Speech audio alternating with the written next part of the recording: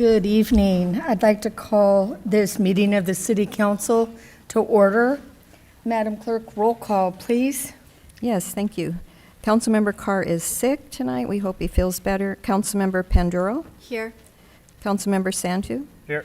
Councilmember Tonneson? Here. Councilmember Williams? Here. Vice Mayor Bertani? Here. And Mayor Moy. I'm here. Thank you. The invocation tonight will be presented by Pastor Tim Williams of the Band of Believers.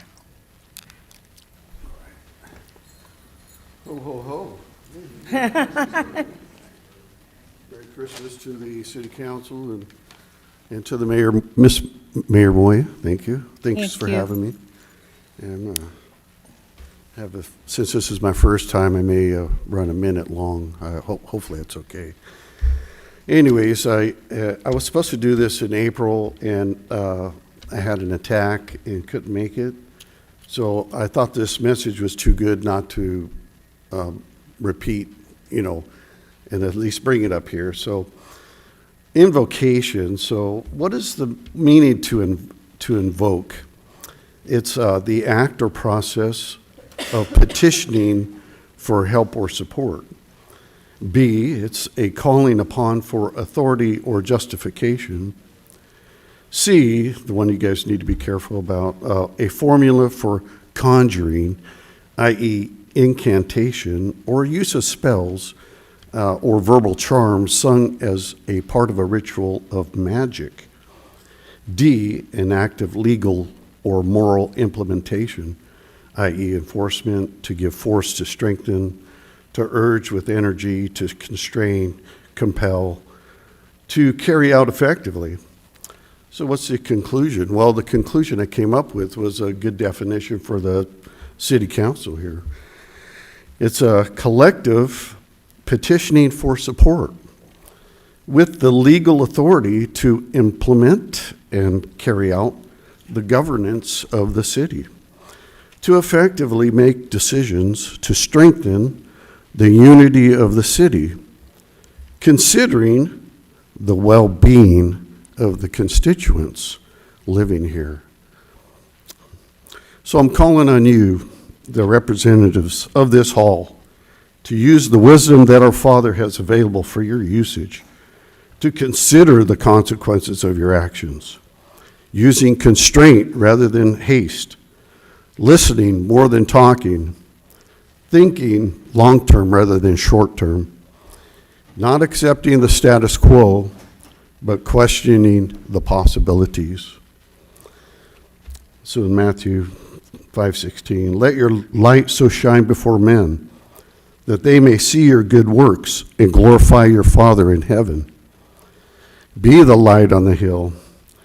Be the city on the hill. Be the light on the bedstand, so his light shines into this darkened world, so they may know his love for them.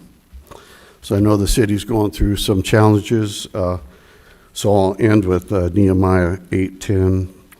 Do not grieve, for the joy of the Lord is your strength. You get it? Hallelujah. Amen.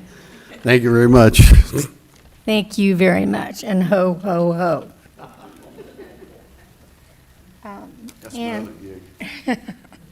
Tonight, I'd like to ask the city attorney to lead us in the Pledge of Allegiance, please. Thank you. Please stand for the flag salute. I pledge allegiance to the flag of the United States of America and to the republic for which it stands, one nation, under God, indivisible, with liberty and justice for all.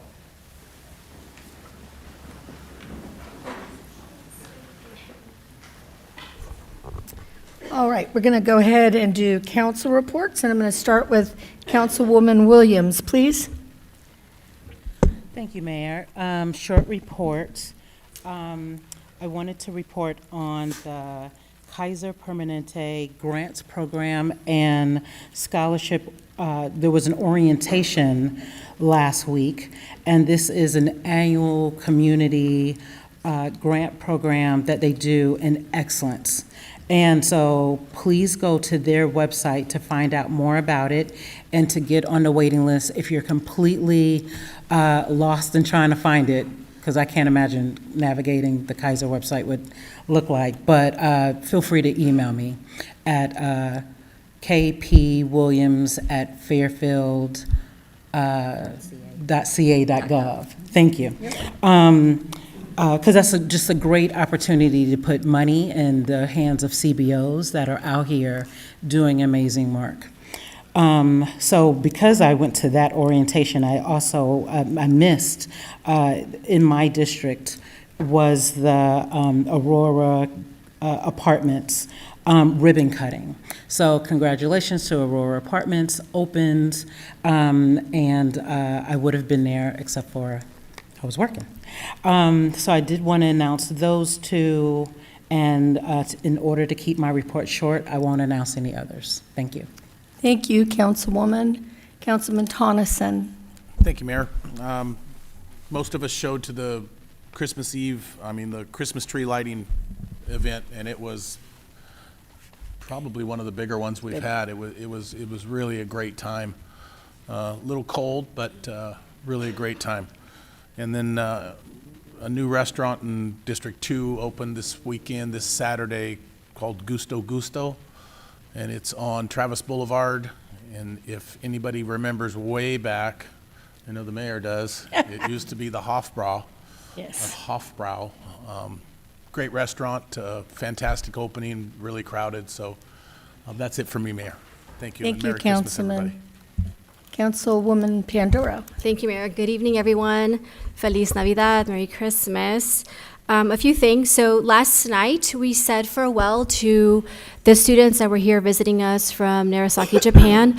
And I wanted just to give a big thanks to our all the host families that housed these students for 2 weeks. Just thank you so much. Also, a big thank you to all the community business partners and organizations that allowed for the students to have a memorable time here in the city of Fairfield.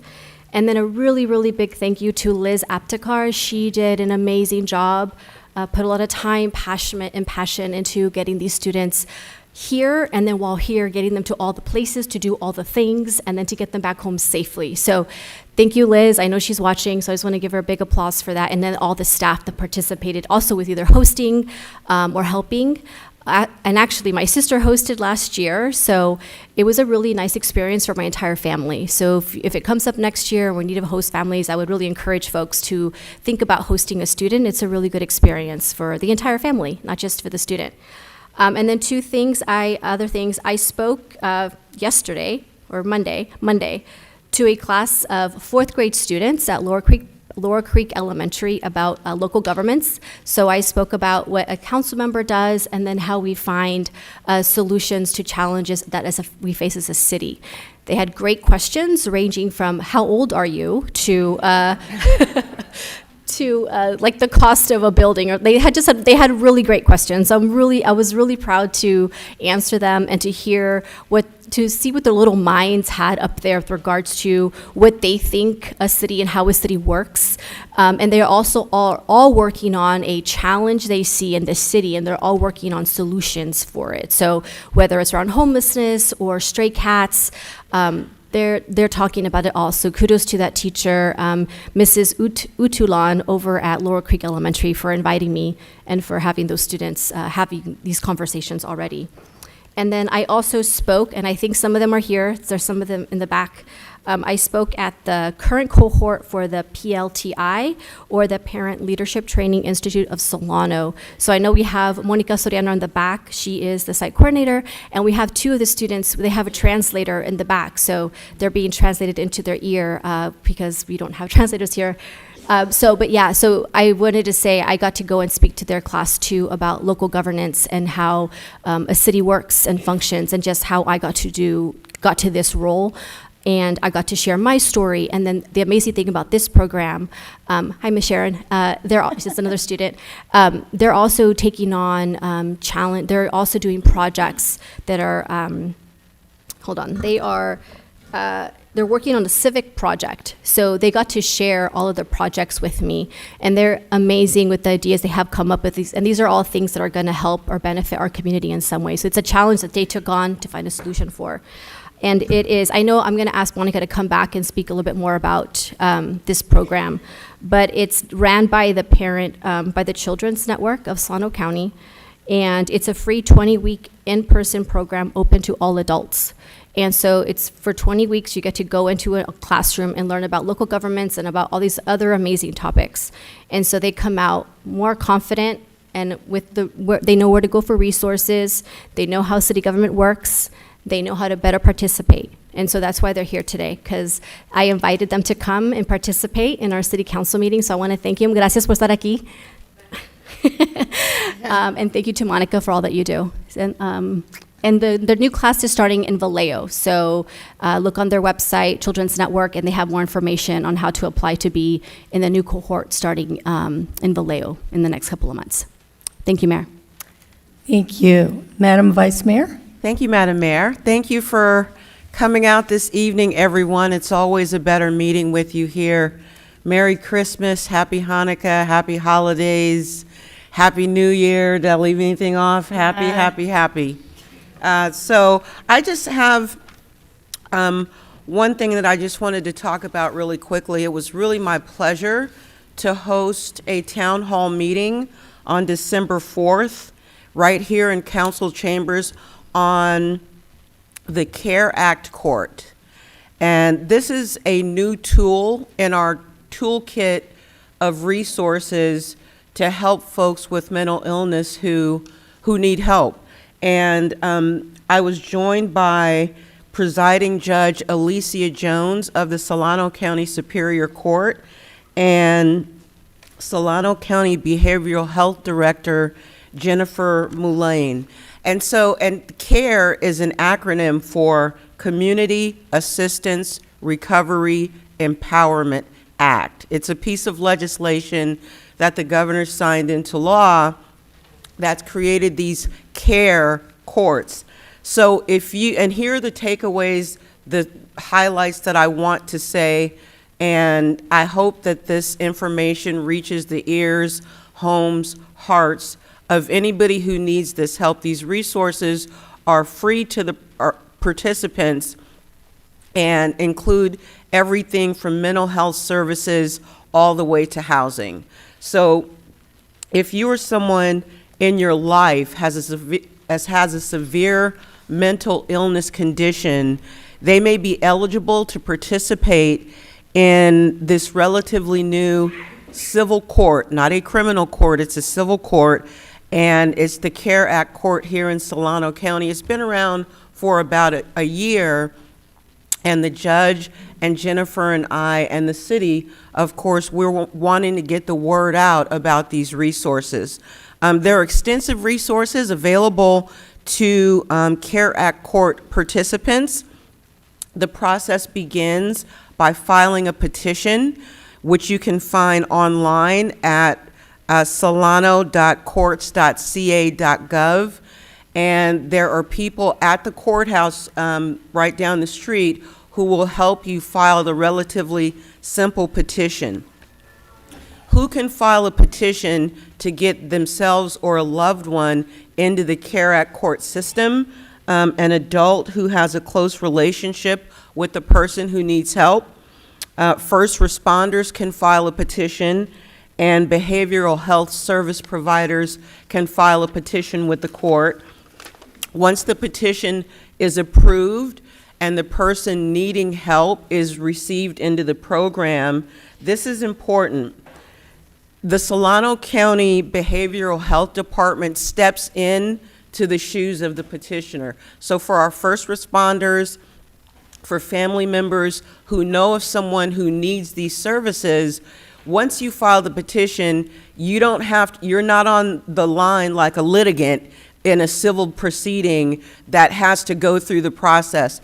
The behavioral health steps in to fill your shoes as the petitioner to help navigate this person who needs help through this entire process. Also, The person who needs help is automatically assigned, free of charge, an attorney through the public defender's office, free of charge. So once the participant is received into the program, the court, behavioral health, the lawyer, and the person needing help navigate this process ultimately to get people connected to the services that are available. There are resources available. Good things are happening at the Solano County Superior Court. And so if anyone needs help, this is a program that you can get your family member or person who needs help into, that is a wraparound service program that ends up connecting folks to the resources they need and to, guess what else? Housing. Housing. So it's a relatively new tool, but it is one that is very resource-driven, solution-oriented, recovery-oriented programming that's available. All you have to do is walk through the door, basically, and file the petition, and the program commences itself. So, and also I want you to know that if you need help in this area, if a family member needs help, if someone you know needs help, you can call behavioral services, behavioral health directly. So even if you don't want to begin with the CARE Act Court program, which is an awesome program, you can just pick up the phone and call behavioral health directly. Their number is area code 707-784-8080. 707-784-8080. The December 4th town hall meeting was a real wealth of resources and information. That town hall meeting is on YouTube, so go to YouTube, check it out if you want more detailed information about this very powerful program to help folks recover and regain their lives back.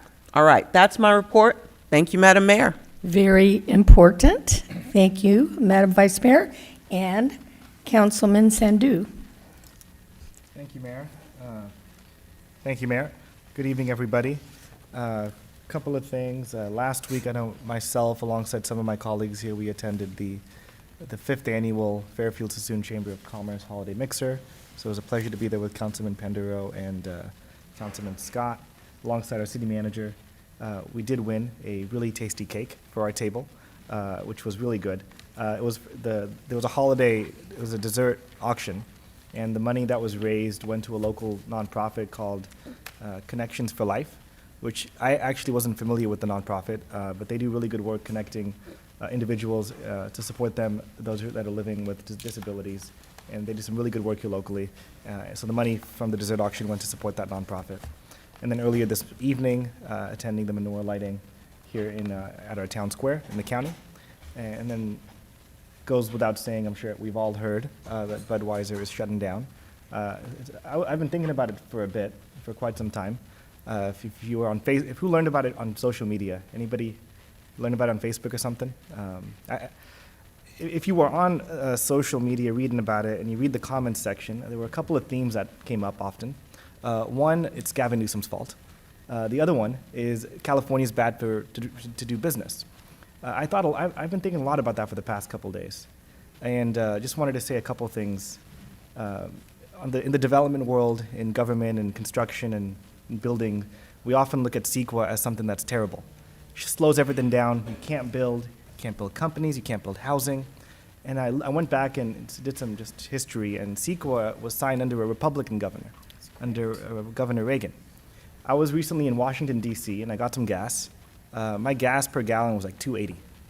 I could not believe it. It's almost double here in California. I was like, why is that? A lot of factors, multifaceted, no one reason.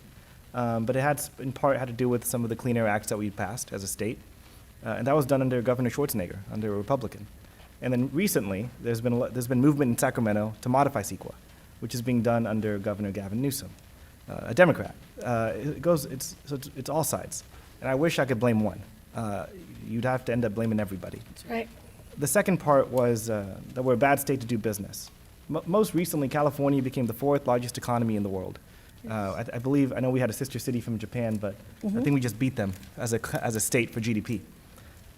Now, it's great if you're a big company. We are great if you're a big company. If you're a small company, if you're a family business, convenience store, gas station, a lot harder to do business here. We had Prop 47, which did some good stuff, but then it made it really hard to charge petty crime. Prop 36 kind of fixed that. But if you're a small business, California does become a hard state to do business. So is it as clear-cut as just California being bad to do business? I wish it was.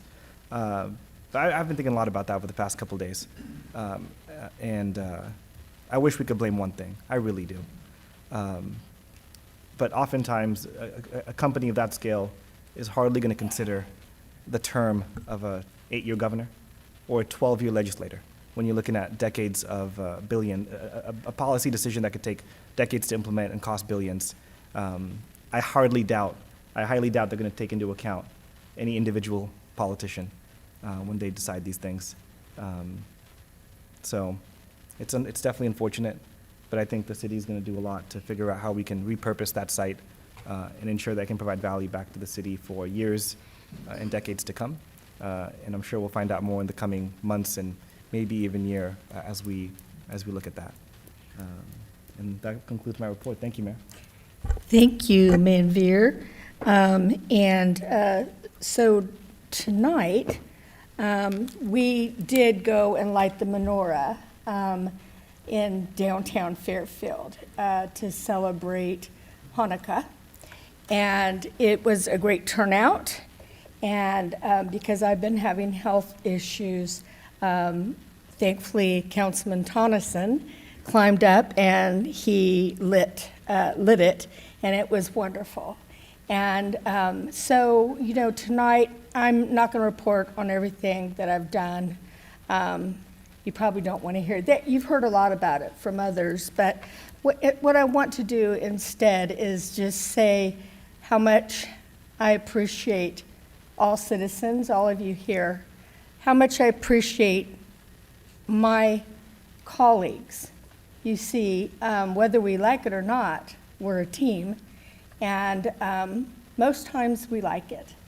And that's important because citizens elected every one of us, and they elected us to work together. And so in that, I want to tell them all Merry Christmas and a blessed, blessed New Year. And I hope that we can start off the new year and think about all the things that we have to do, like getting jobs for the people at ANHEUSER-BUSCH, which we'll hear a little bit more here about, and which we're all working on. And those things are important, to do the things that are important for the city. And I want to say, God bless you all. And also, while the city manager is giving his report, I'm going to stand up because I brought gifts for my colleagues. So I'm going to give that to that. And Merry Christmas, Happy Hanukkah, and Merry Happy everything for everybody. And here's to the new year, too. Thank you. You can go ahead there, Mr. Senior, if you want. Yeah, thank you, Mayor. I think you and Councilmember Sandhu started to tee up a little bit of what I'm going to make some comments on. So yeah, last Thursday, unfortunately, got the phone call making us aware of ANHEUSER-BUSCH's impending closure of their Fairfield facility that has stood there and been in operation since 1976. So for just shy of 50 years has been a staple in the community. So I want to just share a little bit of what we here on the city staff have been busy with in the last essentially 3 work days since that news came in. Already our economic development team, public works, our water utility team, working with some of our other partners, we started doing some outreach, trying to understand all of the infrastructure capabilities that are on that site at that facility. So that includes, working with Fairfield Sassoon Sewer District, understanding what the sewer capacities, water capacities, reaching out to PG&E and ANHEUSER-BUSCH to understand what the electrical capacities are, as well as the Union Pacific Railroad to understand exactly what that service means. And all of that is important because ultimately there is going to be some reuse of that site. And so we as a city and as an economic development team are going to be hyper-focused in identifying all of the benefits and the assets that that site has and that that site offers, hopefully to other manufacturers out there in the world, whether that be advanced manufacturing, food and beverage manufacturing, whatever the next use, the next life of that property is. We want to make sure and help usher that new use in. To the whole community, certainly I want you all to know we've already started getting some inquiries from the real estate or the industrial development community. And so we'll be having those conversations here in coming weeks and months, and hopefully not a lot longer than that, but potentially years. We're also working with the Governor's Office of Business Development, GoBiz, and the Solano Economic Development Corporation. They're going to be, thank you very much, Mayor. They're going to be critical partners through this process. Very often the way that works is, through the state of California, large businesses that are looking for large facilities, large sites, what they do is they'll go through GoBiz, and essentially GoBiz assists in putting out a RFI, a request for information. And what those are is companies that are looking for sites that meet all of the criteria they're looking for in order to locate or expand a business. And so we certainly want to make sure that that property is known by the state, known by the site selectors that are out there in the state, and get that high on the list. Our economic development team's been reaching out to some of the other businesses and starting to have the conversations with other businesses that may have been here in support of Anheuser-Busch. Fairfield is known within the food and beverage manufacturing industry as a cluster, as a food and beverage manufacturing cluster, because of our water and wastewater infrastructure assets. And so that means that there are other vertical industries that have come here, located here because of facilities like that. And so we want to understand what this impact is for them and make sure that we're there to assist them any way that we can as well. In coming weeks, I'll be meeting with the Anheuser-Busch real estate team to find out exactly what their plans are in terms of marketing the site, reuse of the site, as well as any of the assets that exist on the site. AB InBev, as a large corporation, has done a lot of work in sustainability, so that's where we all see out there over the horizon. They've got wind turbines.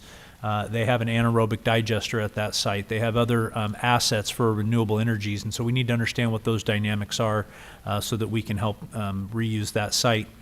And so we'll be meeting with them. One of the big factors on that as well is certainly anytime you have a facility of that size, of that much land, if it's just shuttered, unfortunately, as we've seen in parts in the former Rust Belt of the United States, they can very quickly become a blight. And so we're also going to be working with them on what a safety and security plan will look like to ensure that that property is not going to start to introduce new challenges then that our public safety personnel will end up having to respond to.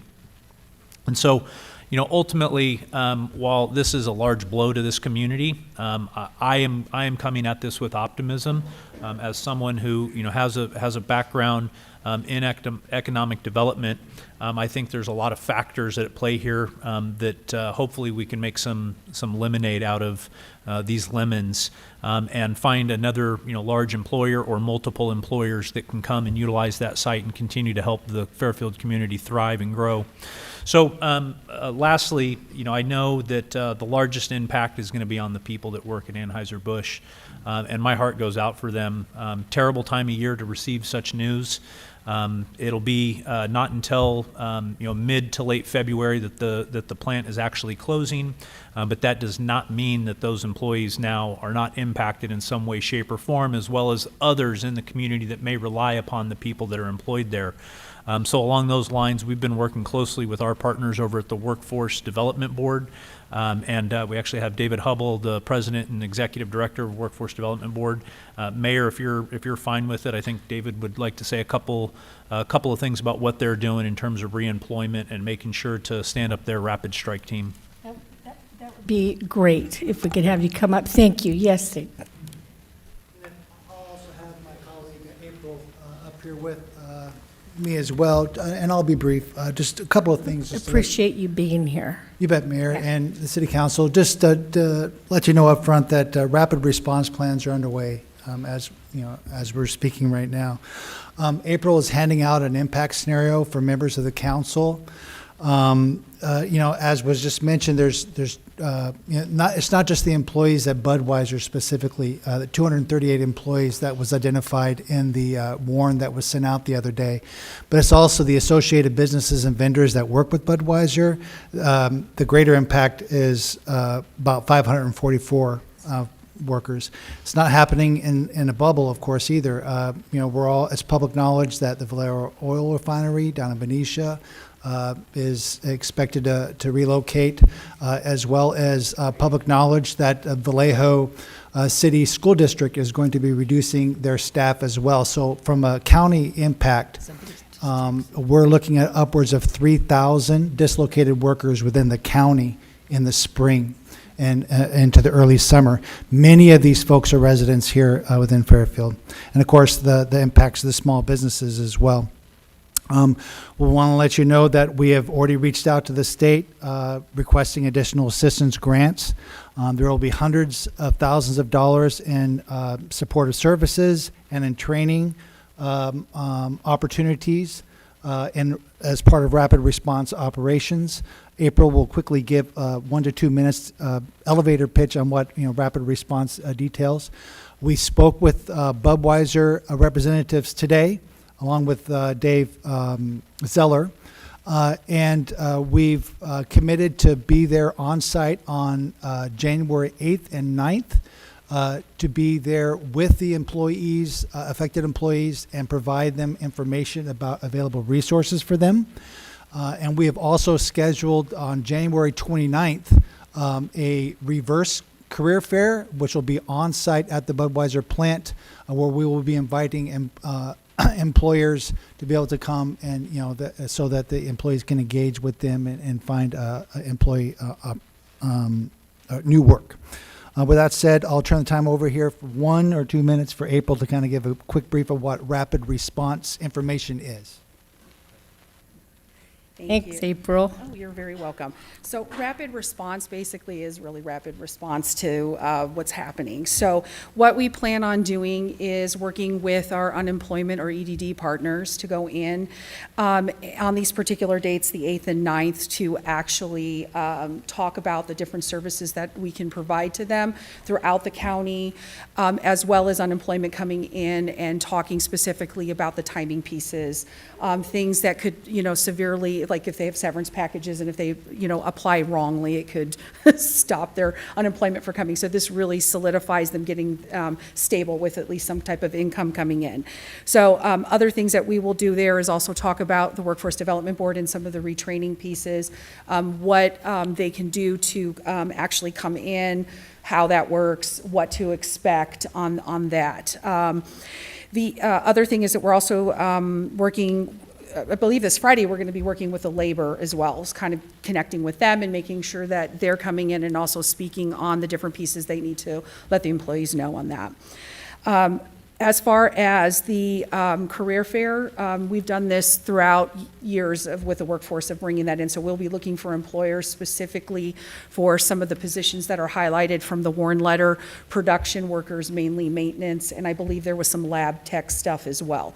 So we'll be looking for companies to come in and swoop up the talent. Main focus of that is really keeping talent local, getting people reemployed fast so they're less needing to be on unemployment essentially. So thank you. Perfect. And we appreciate everything that you've been sending to the city manager and me to keep us abreast of what's going on. And I know there are other things going on as well, so we can talk about that later. Thank you so much. Thank you.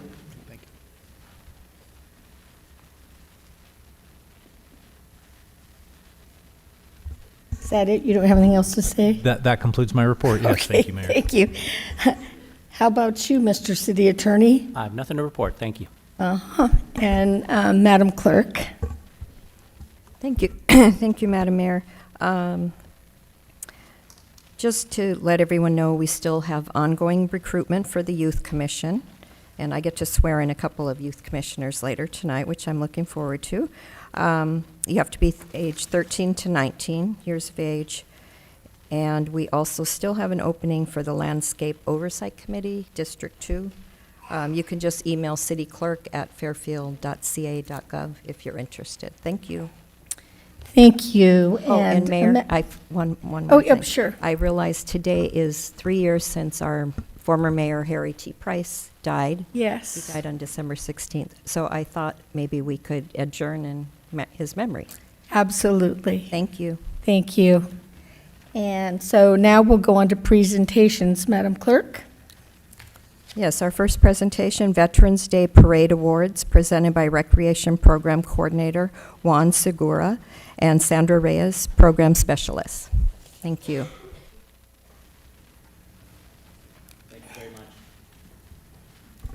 Thank you very much. Good evening, everybody. Madam Mayor, Vice Mayor, members of the City Council, and City Manager.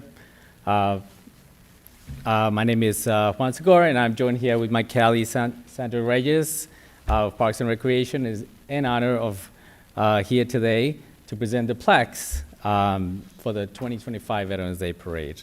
I'd like to begin by thanking our departments, especially Fire, Police, Public Works, our facilities team as well for Parks and Rec, as well as Mod, Bill back there, making sure that I look good on TV.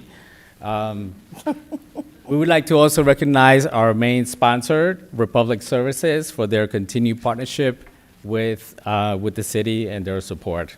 I also do want to take a moment to recognize the family of Bob Carrington, owner of Trophy Factory.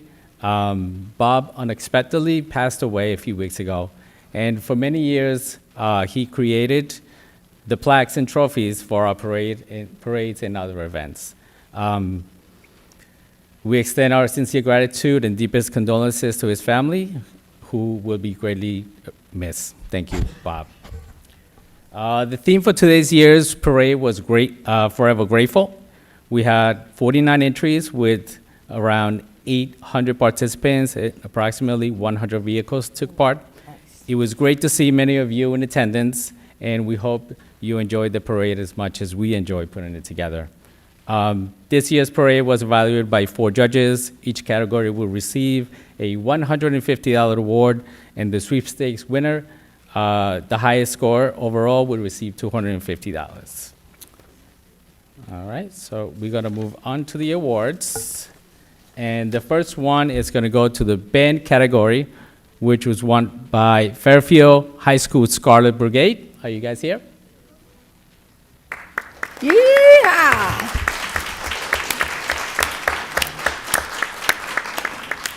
Okay, moving on. Commercial category was Travis Credit Union.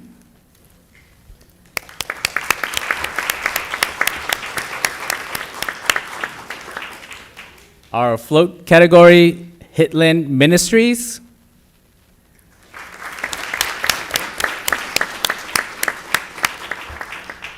Our military category, Simmons Sheldon Veterans of Foreign War, Post 2333. Thank you for your service.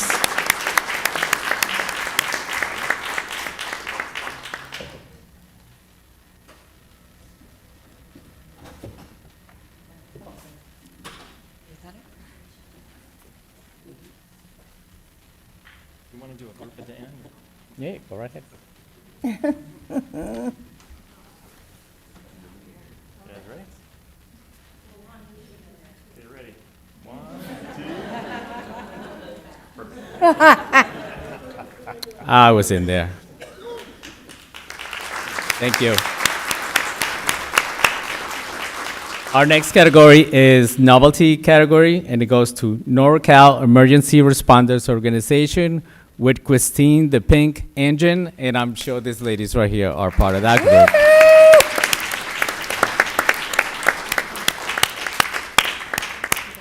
On behalf of Christine, the Pink Fire Engine, as most of all of you know, our precious mayor is a cancer survivor.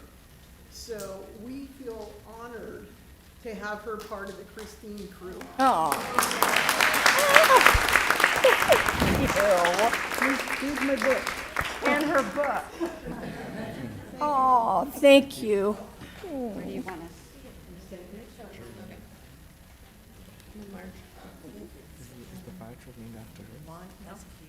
It's named after a woman that would pass. Yeah.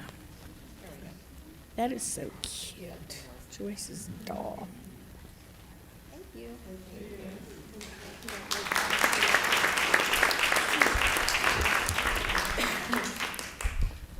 Our walking category goes to the Fairfield High School cheer. Falcons are taking it down tonight. Yes. Our vehicle category goes to the Golden Hills Mustang Club and also our official Grand Marshal drivers.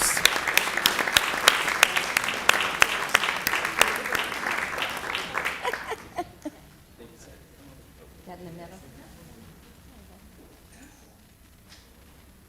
Thanks.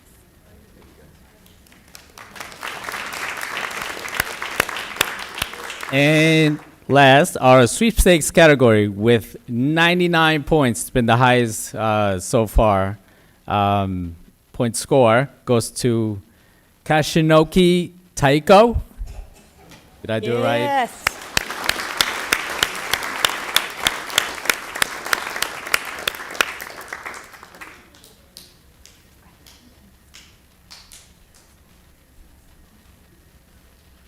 Congratulations, you guys. Nice. Oh, very nice. Thank you. Thank you very much to all the entries. On behalf of Parks and Recreation Special Events Division, we would love to wish everybody a happy holiday season. Good night and thank you. And we look forward to doing another year of events next year. Thank you all.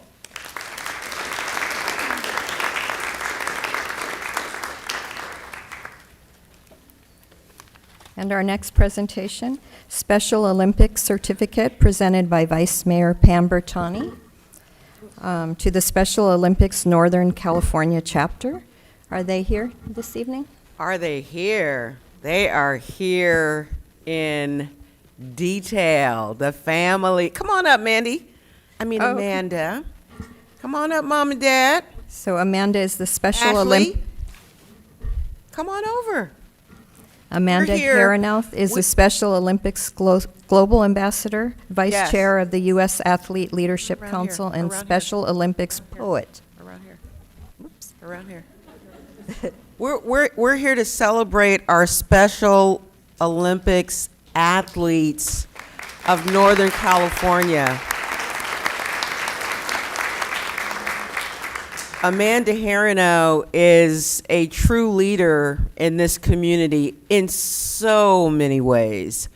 But we're here tonight to celebrate her for all of the work that she and her team for the Special Olympics Northern California chapter has done, not just in Solano County, but in the world.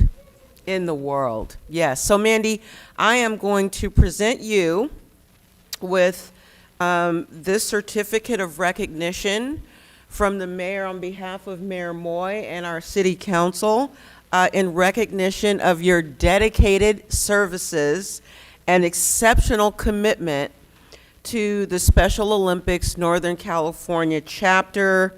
Congratulations to you. And I also have a certificate of recognition for Jessica Reynolds, and I have one for David Solo. But I'm going to let you step to the mic and tell these great people a little bit about what you do. All right, come on over right here.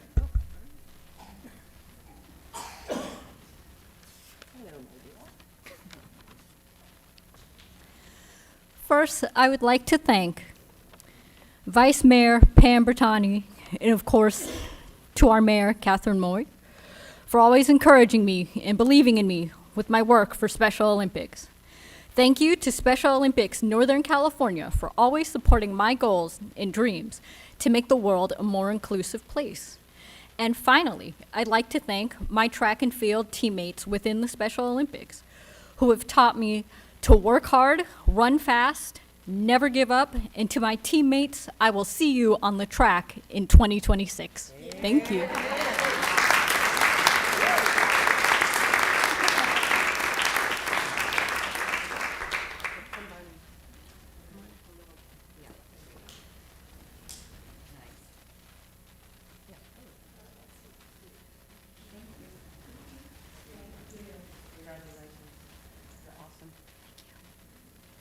Congratulations, and thank you.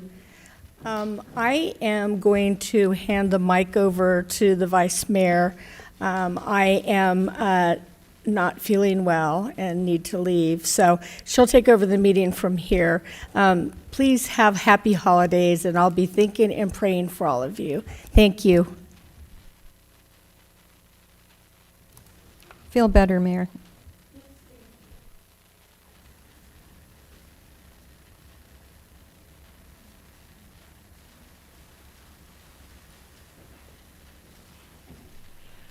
All right, Madam Mayor. Well, feel better? I will. You know me. Yeah. Be careful out there. This is going to be a quick one tonight, ladies and gentlemen. Yay. All right. No, I got to read the statement right now. And so now we're going to turn to public comments. Madam Clerk, if you would, please. Yes, persons wishing to address the city council on subjects not on the agenda, but within the jurisdiction of the council may do so at this time. The council cannot discuss or take action on matters not on the agenda for this meeting, but council members may briefly respond to statements made or questions raised by the public, ask for clarification from staff, refer the matter to staff, request staff to report back to the council at a subsequent meeting, or place the matter on a future agenda. To speak on an agenda item, please use the raise your hand feature if you're online, or press *9 on your phone. Speakers are limited to 3 minutes per item as determined by the mayor. And our first speaker is David Rogers, to be followed by Carlos R.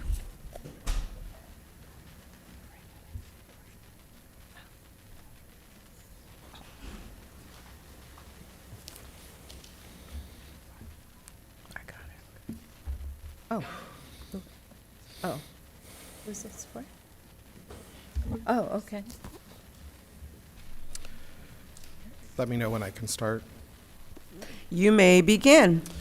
My name is David Rogers of Rogers Creative Enterprises. I just returned from New York after seeing some incredible live theater, but nothing compared to the performance I witnessed here in this chamber 2 weeks ago. An overdramatic storyline, an impressive cast of characters, and a full-scale character assassination orchestrated by the management of DTFA.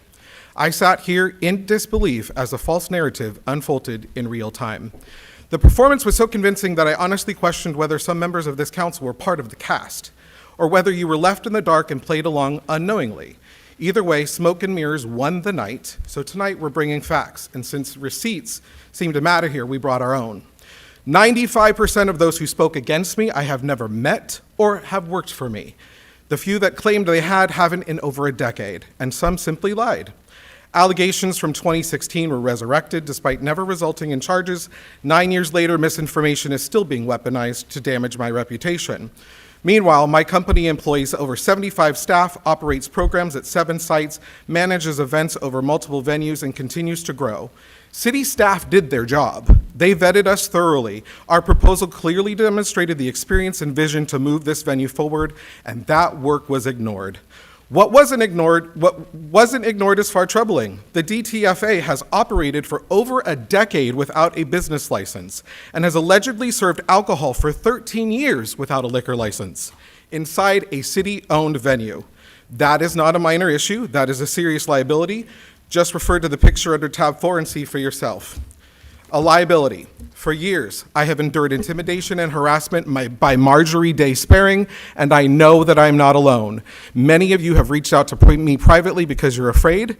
Now is the time to speak up, and your voice matters. I am formally requesting an apology from this council, individually from the mayor and vice mayor, for the slander directed at me and my company. I am also requesting that the recent vote extending the DTFA be retracted and that a new fair RFQ process be initiated or the original staff-led process be honored. When misinformation is allowed to drive public decisions, it sets dangerous precedent and erodes the integrity of this body. If a new process moves forward, the mayor and the vice mayor, due to demonstrated conflict of interest, must abstain. So yes, welcome to Act 2, a demonstrable tale of corruption. Thank you, sir. Next is Carlos R.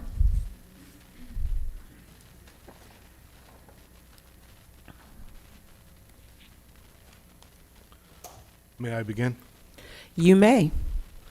Since 2016, the people involved with Creative Arts Collective Board have attempted to discredit David Rogers' name, distort the truth of what actually happened, and rewrite history in ways that serve their own narrative rather than the facts.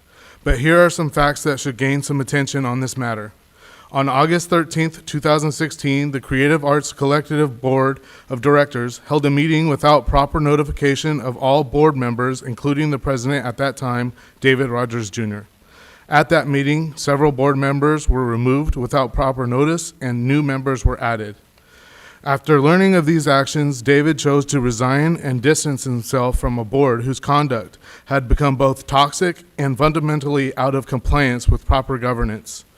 He removed items that belonged to his company that were on the premises and processed payments that were due to companies, including his own, that had presented events at the venue. Never once before his resignation was any concern of financial transactions brought up. Following his resignation, the board of directors made serious allegations against David. He cooperated with law enforcement, provided the evidence they requested, and nothing ever came from that. No charges were ever filed. Instead of moving on, the board continued to spread malicious rumors about David. So now, 9 years later, they still continue their harassment, slander, and defamation. But this is always going to be a three-sided story. Since the continued efforts to push the DA to press charges never prevailed in a court of law, they have decided to now bring it to the court of public opinion. But now for the receipts. It was recently discovered that the CAC, led by Ms. Madison, has been committing tax fraud and identity fraud by filing taxes in David's name without his knowledge or permission for the past 9 years. Under tab 1, you will find his resignation letter followed by years of tax returns with David's name and home address. He has filed a police report and contacted the IRS to report the two crimes. After 9 years of unfounded attacks, the truth is finally undeniable. The record now reflects who acted lawfully and who did not. David has moved forward with his life and career, and now that this has come to light, we trust that the proper authorities will address them accordingly. Thank you. Thank you. Next is Veronica M., to be followed by E.J. Johnson.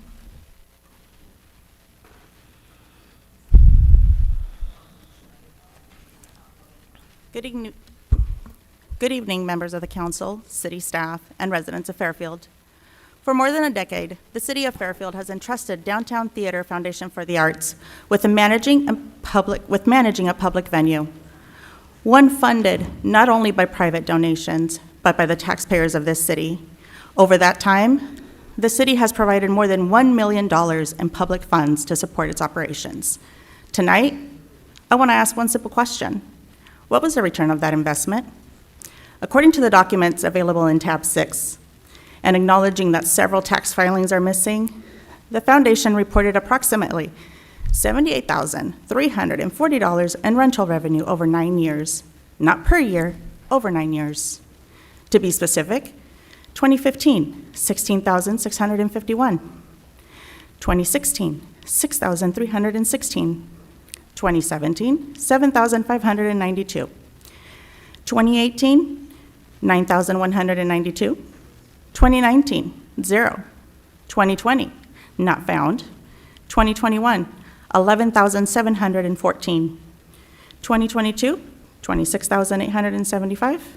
And 2023, not found. Let's put this into perspective. This is a 350 seat venue in a city of nearly 120,000 residents. Under healthy and transparent management, a venue like this should be a cultural engine, hosting consistent rentals, community events, educational programming, and generating economic activity with benefits to local businesses. Instead, an investment of over $1 million taxpayer dollars resulted in less than $100,000 in reported rental revenue over nearly a decade.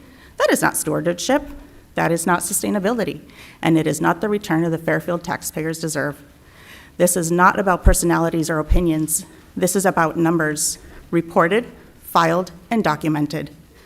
The reality is that the city subsidized a venue operating at a fraction of its potential with little measurable return. Residents deserve answers. Where did the money go? How did the underperformance persist for nearly a decade?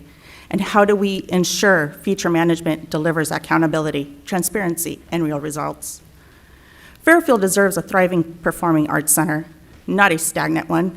The Downtown Theater deserves a leadership that matches the city's investment and the community's passion. Thank you and good evening. Thank you. Next is E.J. Johnson, to be followed by Dr. Elizabeth Munoz Palomera. Good evening, Honorable Vice Mayor and Council members. I'm EJ, and I'm here on behalf of the Downtown Theater, Missouri Street Theater, to discuss some amazing performances we have planned for December. But first, I would like to say thank you to every single one of you for your decision last council meeting. Not only does it mean the world to me, but to the entire arts community in Fairfield. Thank you. Furthermore, I want to give special thanks to Doug Carr, who came to our preview of Six the Musical. It truly meant the world to see him there and support live theater and the young artist up on stage. Thank you.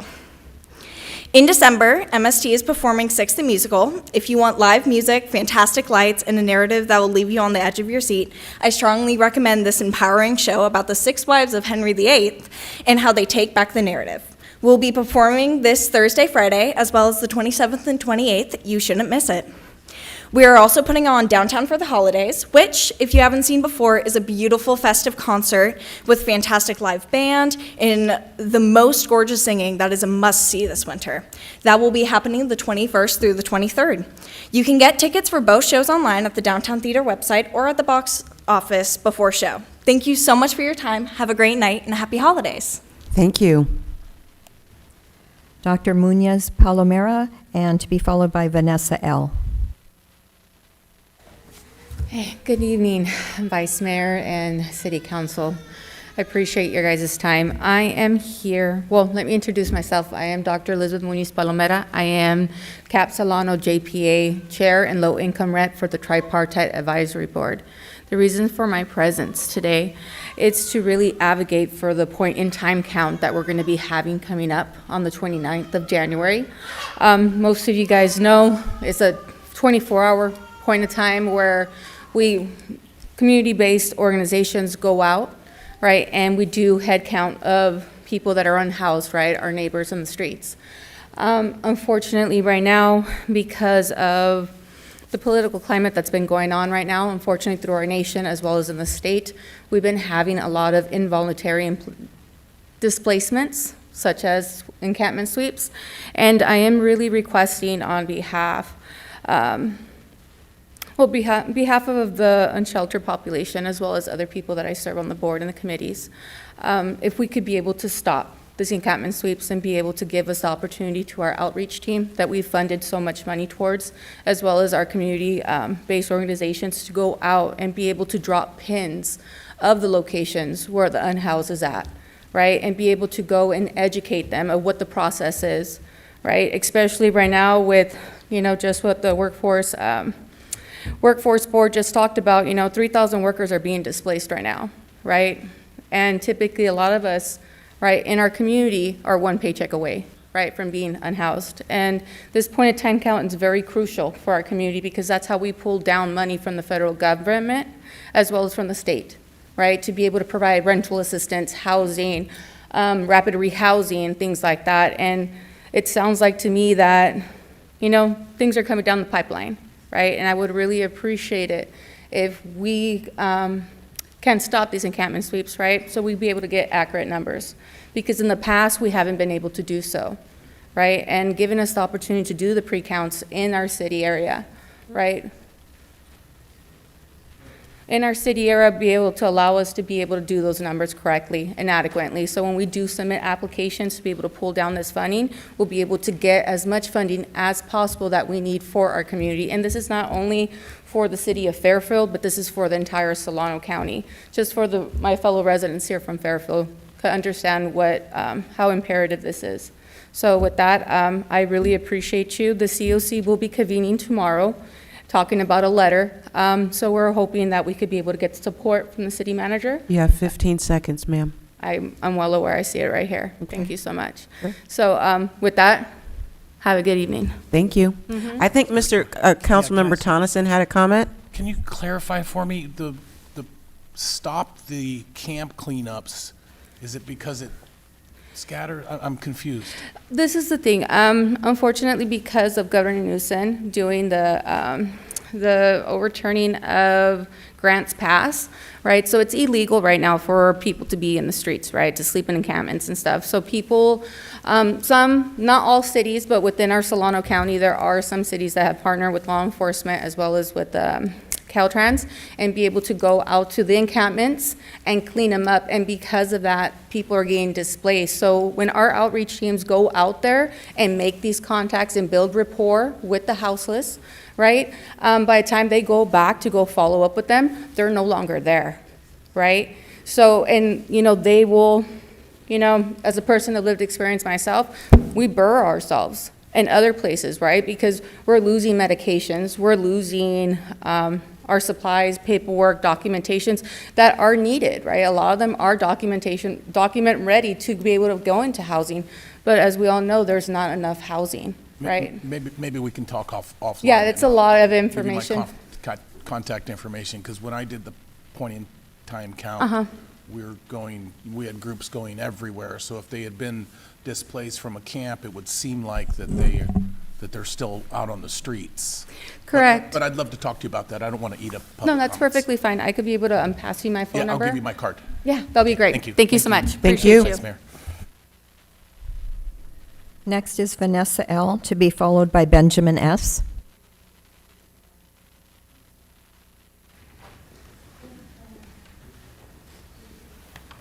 Good evening.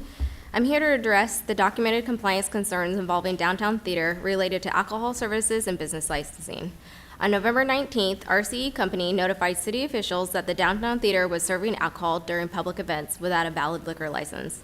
Under California alcohol beverage control regulations, any business serving alcohol must hold an active ABC license that is posted and visible on site. Documentation included in tab 3 in your binder shows that no liquor license has ever been issued to this venue. This means alcohol has been served unlawfully for more than 13 years under the current management. That same day, we also informed city officials that the downtown theater was operating without a business license. This was confirmed by a city employee. Operating without a business license validates Fairfield City Code Chapter 10B, which requires a valid license before any business activity occurs. Supporting documentation is in tab 2 in your binder. Shortly after these concerns were raised publicly, a business license appeared in the city system, dated September 17th, 2012. The timing and retroactive nature of this entry raised serious questions about compliance, record accuracy, and consistent enforcement of city regulations. We respectfully ask the council to review the documentations in tab 2 and 3 and evaluate the evidence directly. The record indicates an immediate attempt to obscure the fact that no business license has previously been issued. With this information in mind, we ask the council to consider whether it's appropriate to approve or extend a contract with an organization that has been out of compliance, since the contract was first executed in 2012. Thank you for your time and attention. Thank you. Next is Benjamin S., to be followed by Juliana Upson. Good evening. There's also been a strange line of attack against RCE simply because it is an S corporation, with David Rogers Jr. listed as chairman, CEO, and owner. That is exactly how a single owner S corp is designed to function. It is not unusual or improper. It is a standard business structure recommended by attorneys once an organization reaches a certain financial scale. David has spent more than 20 years managing venues, productions, events, a performing arts academy, and staff in the performing arts. When his company surpassed the $1 million threshold, his business attorney advised him to form an S Corp for liability protection, financial stability, and operational efficiency. From there, Starbound Theater, Creative Art Reach, and the Center Stage Management continued under the umbrella of Rogers Creative Enterprises, exactly as an aligned arts organization should. And let's be clear, RCE is not a small operation. RCE manages more than $125,000 a month in payroll, employs a staff of over 75 people, and operates multiple divisions serving thousands of families across Solano County. In fact, it should be stated that 2 of the 3 management teams within RCE are led entirely by women. The suggestion that this company is somehow anti-women or structured improperly is not only incorrect, it ignores the reality of who is actually leading the work every single day.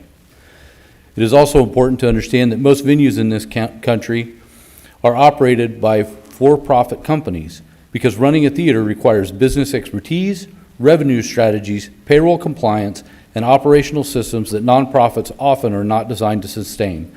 Nonprofits rely heavily on grants and donations. They are not structured around generating consistent earned income, which is essential for venue survival. Criticizing RCE for being a for-profit S Corp shows a fundamental misunderstanding of how professional arts organizations operate.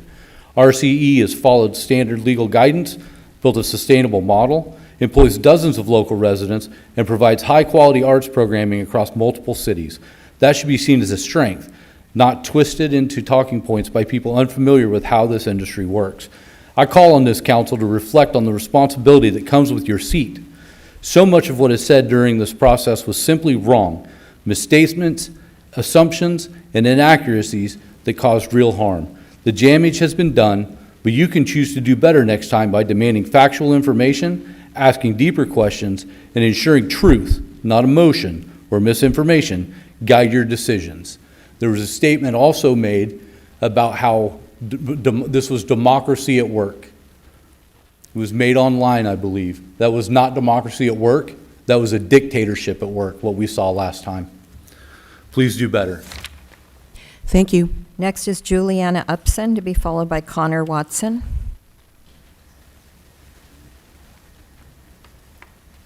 Hello, I am Julie, and I want to take a moment to talk about something that has been completely overlooked in this entire process: the qualifications of the team that represented RCE.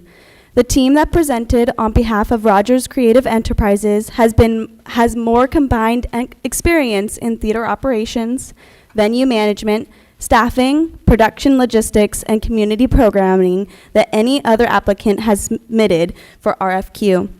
This isn't an opinion, it is a matter of record. We provided city officials with a 10-page document outlining in detail our decades of experience, our operational readiness, our systems, our staffing structure, our financial capacity, and our proven ability to successfully manage a venue of this size and scale. We brought forward a team of seasoned professionals with real-world experience, not theory, not wishful thinking, not nostalgia for how things used to be. We brought people who know how to run a venue safely, compliantly, efficiently, and creatively. And something important happened after the city announced that RCE has been selected to move forward. Groups from across the region reached out to us. Touring companies, comedians, local art organizations, dance schools, community groups, independent producers, educators, and event organizers, all contacting us, expressing excitement about a new chapter for our downtown theater. They were looking forward for a new vision, new opportunities, modern systems, and a positive direction that would finally allow this venue to grow and serve the full community. These groups shared ideas, hopes, and plans that they had postponed for years because the venue did not feel accessible. They did not feel innovated, and they did not feel like a place where they could build something meaningful. They were eager for transparency, collaboration, and an operator who could bring the theater into the future. That excitement wasn't imagined, it was real, it was widespread, and it came from people who had been waiting for change. RCE brought the most experienced team. RCE brought a comprehensive plan, and the community responded with overwhelming enthusiasm. That should have mattered. Experience should have mattered, and community vision should matter. And I hope moving forward that the city chooses the value of expertise and innovation required to truly transform the theater downtown into the community asset it deserves to be. Thank you. Thank you. Next is Connor Watson, to be followed by Lisa Honeycutt. Good evening, everyone. My name is Connor Watson. I'm a Cordelia native, and I'm returning again to talk about the Downtown Theater. The Downtown Theater is facing serious deferred maintenance issues. Problems that should have been addressed years ago are now becoming exponentially more expensive. Systems that require routine upkeep have been allowed to deteriorate into major safety and occupational hazards. Speaking in my capacity as a career maintenance mechanic and safety inspector, as well as a theater technician, deferred maintenance does not happen by accident. It is a direct result of years of inadequate planning, oversight, and neglectful management. Under the current vendor, the theater has not been cared for in a way that public asset demands. Critical repairs were postponed, documentation was inconsistent or missing, and no comprehensive modernization plans was ever put forward. The result is a venue now at risk for costly failures, lost revenue, and avoidable liability for the city. During the recent RFQ process, we asked multiple questions about the internal state of the building and the equipment. Over 20 of those questions were unanswered by the city, presumably due to a lack of reporting and transparency from the current vendor. Additionally, a primary reason for the RFQ was the concern over deferred maintenance. This issue was not refuted or discussed in the recent council meeting. From the open walkthrough at the building led by the city, it is clear the facility has not been maintained to the standard taxpayers deserve. As the owners of the theater, the city must act now. Continued delay will only multiply costs, increase risk, and further erode renter confidence. If Fairfield wants this theater to remain a community asset, it is not a financial liability. The city must prioritize proper maintenance, transparency, and professional operational stewardship. The community deserves better, and taxpayers deserve protection, not a growing bill. I'm done early. I get to talk about other stuff now, too. I would also like to talk about the significant compliance issue involving the Missouri Street Theater and Downtown Theater Foundation for the Arts, the nonprofit operating the theater itself. Under California's AB 5 labor law, workers are presumed to be employees unless the hiring entity can prove all three parts of the ABC test. A, the worker is free from the organization's control.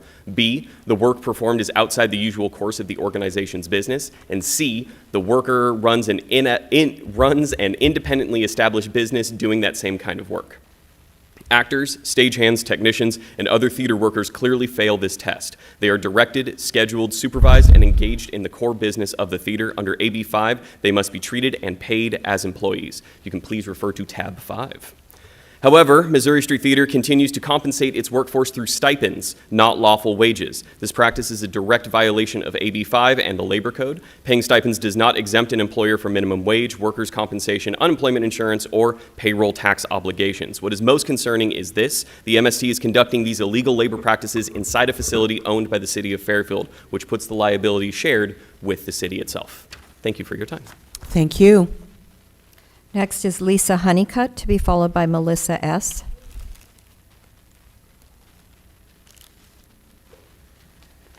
Good evening. I'm disappointed that the mayor had to leave, but I understand that she wasn't feeling well. My name's Lisa Honeycutt, and I've been a resident since 1994 here in Fairfield. After watching the December 2nd council meeting, I was appalled at the unprofessional tone and questionable behavior of the mayor and several of the council members in regards to the downtown theater contract. Ignoring the established application process for awarding the theater contract goes against proper business practices. Your selection committee reviewed documents, conducted interviews, and vetted the prospective companies. You ignored the first recommendation. You ignored the second recommendation. Why did you skip over your selection committee's top choices and go directly to the default incumbent? It suggests favoritism in the highest degree. The city council meeting is not a place for shout-outs to the audience. It is not a conversation between friends or a tent revival. It is a place of business with proper meeting protocols that should be followed. That was not the case at the December 2nd meeting. To publicly disrespect a city-recommended vendor is an inappropriate, low-blow move. David Rogers does not deserve your disdain and outspoken critical comments. He is not silencing women, and your detrimental outbursts at the professional meeting show exactly why a person would need to lodge a complaint to protect themselves from petty slander. This City Council's behavior at the December 2nd meeting is reprehensible. Your behavior potentially opens this city to a lawsuit. It is exactly how elected officials are recalled for inappropriate practices. You need to listen to your vetting committee's recommendations. You should not listen to the sour grapes of the current vendor who has abused the downtown theater contract and is lashing out at others to hide their own mismanagement of the city asset. If Rogers Creative Enterprises is at the top of the recommendations list, then it should be awarded the contract. Stop the accusations and arguments. Conduct business in a proper legal matter. Thank you. Thank you. Next is Melissa S., to be followed by Macaulay M.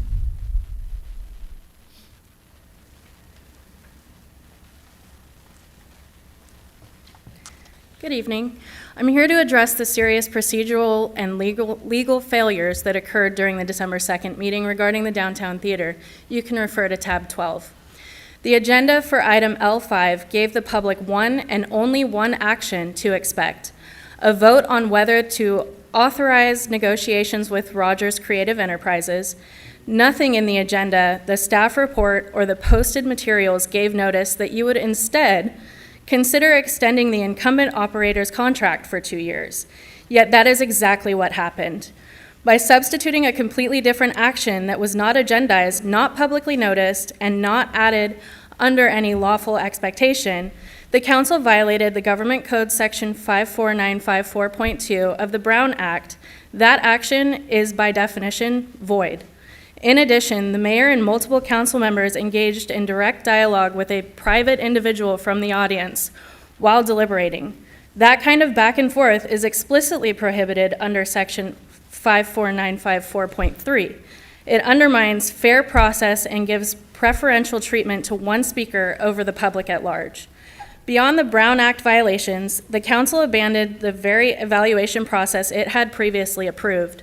Staff followed that process, scored the proposals, and made their recommendation.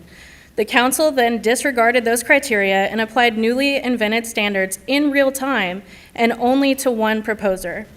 That is not how public contracts are lawfully awarded under state public contracting rules. Several council members also publicly expressed bias during deliberations, in direct conflict with the city's own code of conduct, which requires decisions to be open, fair, respectful, and free from personal prejudice. This community deserves transparency, deserves integrity, and we deserve a council that follows the law even when the outcome is politically inconvenient. I'm formally requesting that the city acknowledges these violations, rescind their December 2nd action, and properly re-agendize the item so it can be considered lawfully and in full public view. Thank you. Thank you. Next is Macaulay M., to be followed by Lori Gonda.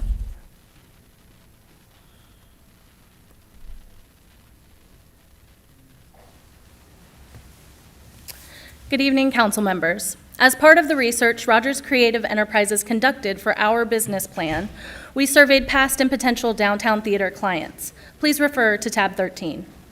The feedback was clear, consistent, and deeply concerning. Again and again, respondents cited lack of response, lack of integrity, lack of action, and lack of availability from current management. Renters described rental rates that felt high or unclear, with hidden add-on fees for basics like cleaning, technical staff, and insurance. Many reported confusion about what the base rental even included, like lighting, sound, and lobby access, which created frustration and distrust. Numerous groups said they struggled just to get a response. They reported limited date availability, inflexible booking processes, frequent conflicts with in-house programming, and a strong perception that Missouri Street Theater events are consistently prioritized over community needs. Concerns were also raised about the physical condition of the theater, the stage, seating, backstage areas, and accessibility. Respondents cited outdated lighting, poor acoustics, restricted access to equipment, inadequate dressing rooms and storage, and ongoing ADA parking and restroom issues. Over and over, renters described inconsistent professionalism, unclear requirements for technicians and security, and chronic communication failures, often without a clear point of contact. The word unprofessional appeared multiple times alongside reports of last-minute rule changes and feeling nickeled and dimed throughout the process. These results make one thing unmistakably clear. Current management has created widespread, long-standing concerns within the community. So I ask the council, with this volume of documented issues, how can continued support be justified? And if leadership is aware of these problems, the people of Fairfield deserve to know why this behavior has been tolerated. Thank you. Thank you. Next is Lori Ganda, to be followed by Dan Graves.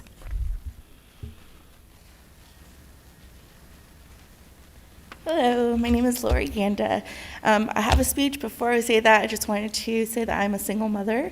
And I have my daughter here in tow with me tonight, and I just wanted to know that for us to come out on a school night, that this is a very serious issue for us that we're going to talk about.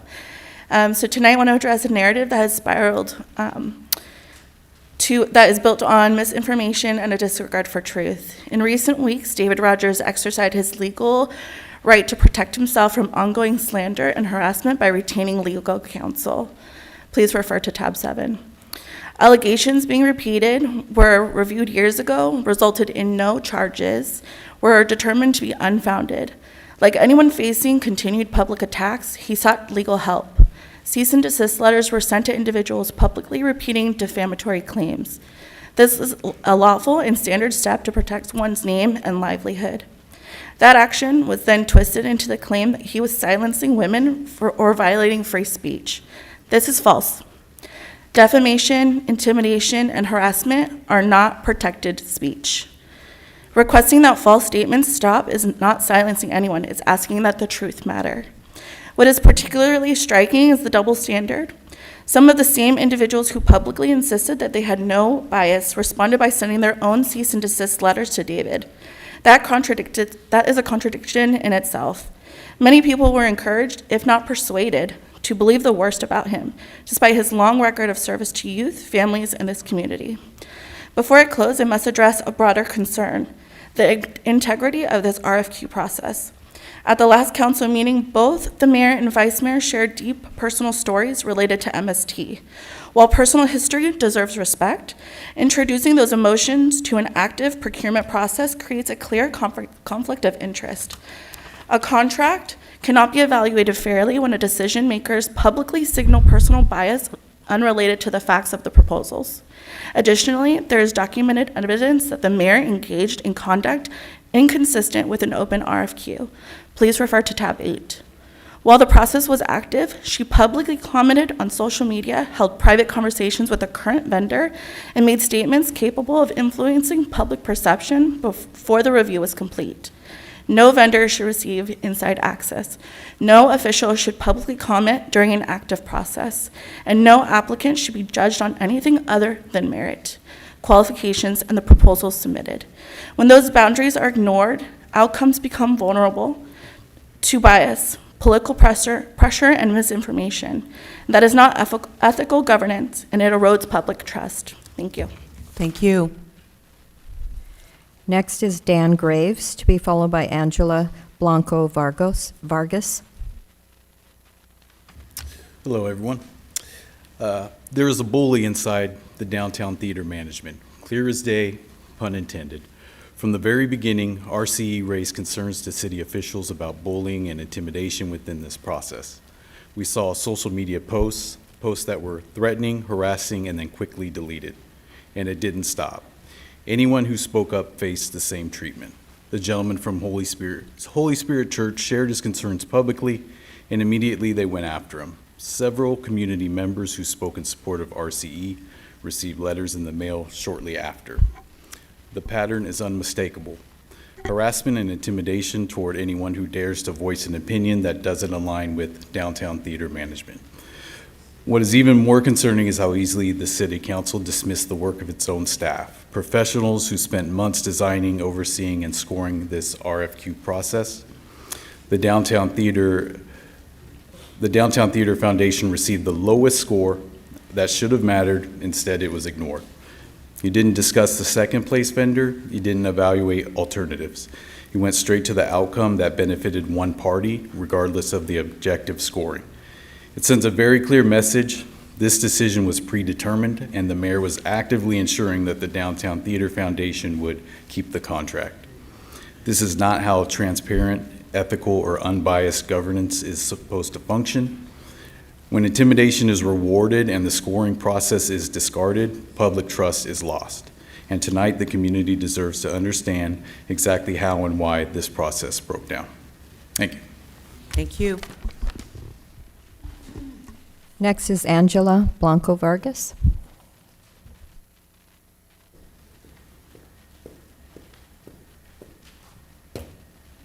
Good evening, honorable council members. My name is Angela Blanco Vargas, and I am here to speak on behalf of RCE. Everything discussed here tonight matters. It matters because the Downtown Theater is a publicly owned asset. It matters because every decision made here affects local artists, families, students, small businesses, and the cultural life of Fairfield. It matters because taxpayer dollars support the venue, which means the process must be transparent, impartial, and grounded in facts, not emotion, misinformation, or political pressure. Transparency is not optional. It is the foundation of public trust. When personal narratives replace evidence, trust is broken. When an RFQ scoring process is dismissed without discussion, trust is broken. When officials privately communicate with one vendor during an active RFQ process, trust is broken. And that loss of trust costs taxpayers far more than money. It costs confidence in their government. Let me remind everyone again, the current operator has been operating without a business license for 13 years, nearly 5,000 days. Every patron who has enjoyed an alcoholic beverage over the past decade was served that beverage illegally. Which leads to a very real question. Is the city truly comfortable granting the current venue manager of the Downtown Theater again? This is a person who publicly told those that didn't believe she deserved the venue to suck rocks. Is this the leadership Fairfield desires, representing a publicly funded theater? Is this the tone you want set for renters, families, volunteers, and community partners? If the answer is yes, then shame on you. The public deserves better. They deserve transparency, accountability, and respect, not hostility. So as we close, here is our final request. Let transparency be the expectation, not the exception. Let fairness guide your decisions, not favoritism or bias. Let the stewardship of taxpayer funds be treated with the seriousness the people of Fairfield deserve. This is bigger than one vote or one contract. It is about restoring faith in the systems meant to protect the community, not distort the process. Thank you. Thank you. I have one hand raised online. Did anyone in person wish to speak? Anyone else regarding this? Or just on public comment? Okay. Bill, could you bring the person online? Yes, we have Sandy Gray. I can't hear you, sorry. If you can hear me, of Sandy Gray. 3 minutes.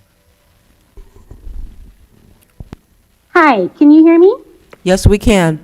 Oh, thank you so much. Good evening, Mayor. Pardon me. Good evening, Vice Mayor and council members. I attended and spoke at the City Council meeting on December 2nd, 2025. The hot button issue at the meeting was Resolution 2025-242 in regards to the downtown theater management proposals and approval. I attended the meeting with my 15-year-old daughter, and my 13-year-old daughter watched the meeting from home. My daughters and I have some questions about the meeting and the outcome of the proposed resolution. First, why weren't all the concerns of the standing theater management not addressed, such as current company has not generated revenue for the city in multiple years, the building has not been maintained, there are serious maintenance issues with no comprehensive plans to update to compliance, and there are ongoing issues with lack of proper business license and alcohol licenses. The bigger issue of not being inclusive, diverse, and multicultural was briefly touched on, but no specific expectation was outlined. Why wasn't the meeting's focus on how all three competing companies' proposals ranked in the selection committee summaries, highlighting each company's business plan to renew revenue and inclusiveness to the downtown theater? Why wasn't an independent expert added to the selection committee? If allegations and concerns about David Rogers' companies were brought up at a previous council meeting, why didn't the city council members thoroughly investigate before the meeting on December 2nd? One council member stated that the people brought the receipts. But did they? It was apparent that they brought one side of the story and claimed it as fact.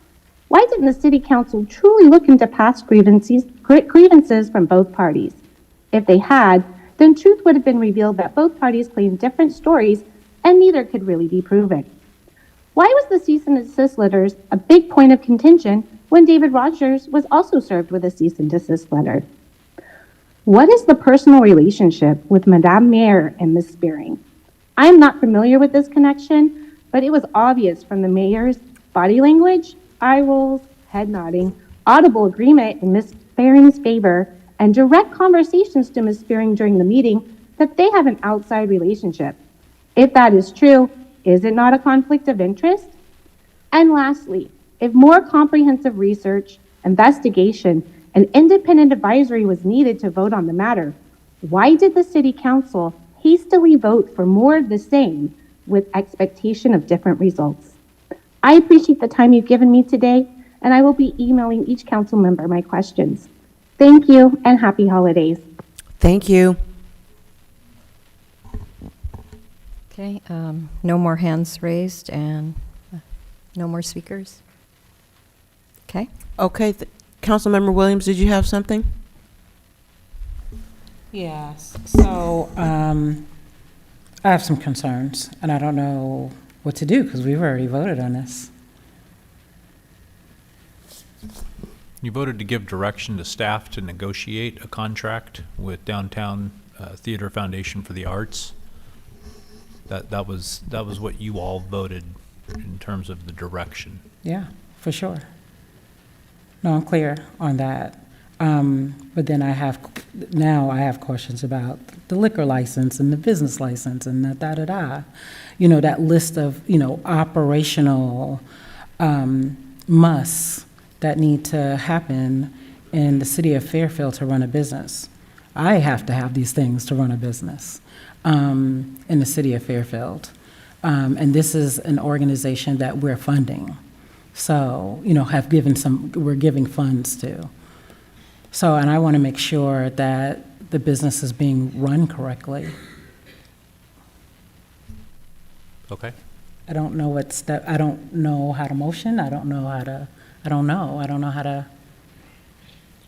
navigate my concerns. Yeah, this is not an item that's on the agenda, so if council wants to discuss it, then we can't. you need a second, and we can bring it back for a future council meeting for council discussion. And Councilmember, Mr. City Manager, can I jump in?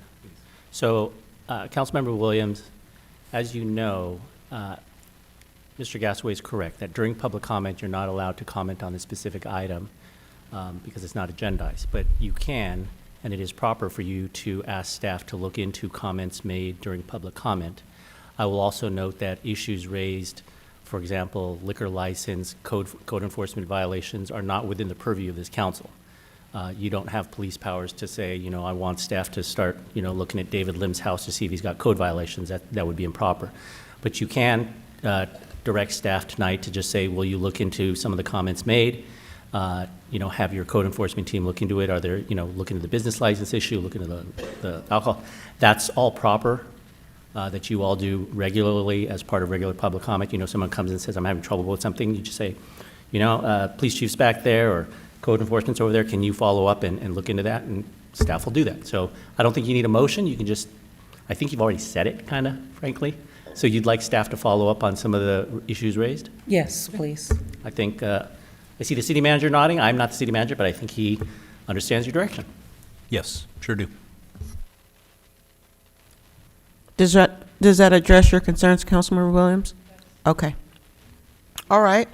Then we will now turn to the consent calendar. Madam Clerk? Yes, all matters listed on the consent calendar are to be approved with one motion unless a member of the City Council or the public requests that separate action be taken on a specific item. I do not have any speaker cards for consent. Did anyone wish to speak on any of the K items? Okay, and we're going to do the vote online. Oh, do we have any public comment on any public speakers on the consent calendar? I don't have any speaker cards. And Okay. I did ask. Did anyone wish? No? Okay. Okay. So I will enter, we're going to do all the voting online tonight? Yes. Okay. What do I do? Oh, go right here. Oh, you didn't need to do that. It's okay. Look it up. Oh. Scroll down. It's okay. Scroll down. That's okay. You're fine. Scroll down a bit and just hit move second, the orange button. Okay, I did open the motion for a move and a second. Moved by Councilmember Sandhu, seconded by Councilmember Tonneson.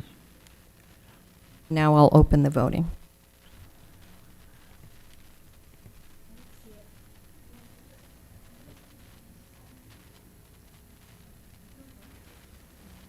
And I marked Mayor Moy absent.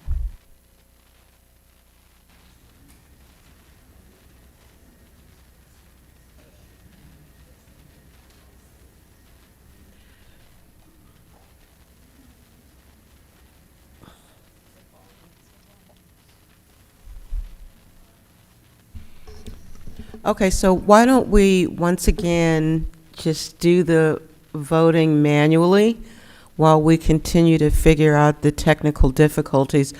And I guess we're going to have to do this over because Councilmember Panduro is not able to vote. So we need to... I'll make a motion to approve the consent calendar. Thank you so much. Second. Okay. Second. All in favor? Aye. Aye? Aye. Okay, that passes unanimously 5-0.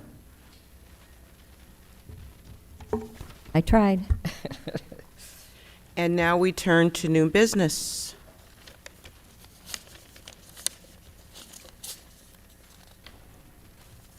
Item L1. Yes. L1, minute action approving the mayor's appointments. Minute action approving mayor's appointment to the Golf Advisory Board, Solano Commission for Women and Girls, Solano County Mosquito Abatement District Board of Trustees, and the Youth Commission. So I just need a motion to approve. I'll make that motion. Okay, and a second. We have a motion and a second. Second. Second. All in favor? Aye. Aye. That motion carries unanimously. Okay, I will call up everyone, and I'll swear them in all together.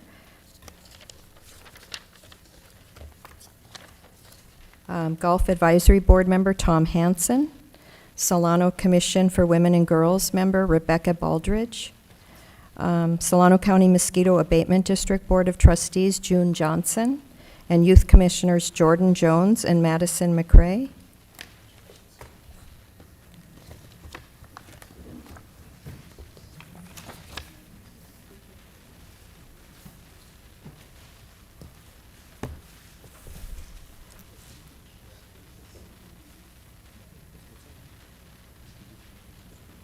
Hello, everyone.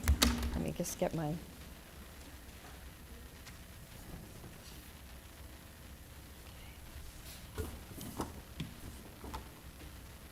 Can you hear me? Okay, here we go. So if everyone could raise their right hand and repeat after me, we'll just start with our names. You can say those individually. I, Tom Hansen.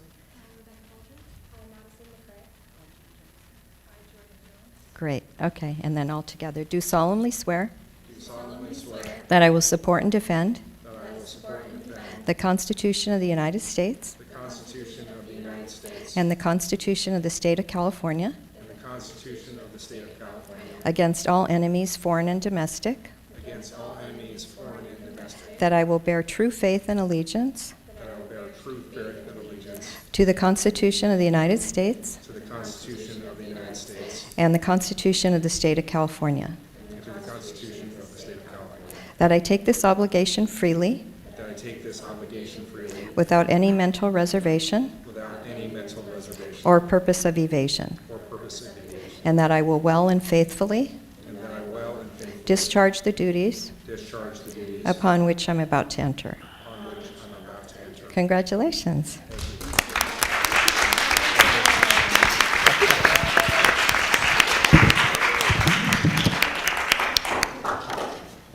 So I have certificates for everyone, and I do need you to sign your oaths. Maybe just right there, sorry. Sure. Councilmember Tonneson? And I just want to say a couple words. Doris and I were on the nomination committee, and it was a pleasure to interview everybody. There were some fantastic applicants, and y'all did a fantastic job. Thank you. And I do want to get a group picture of everyone when we're done here. June?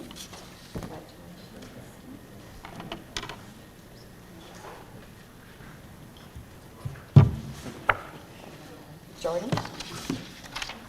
Congratulations.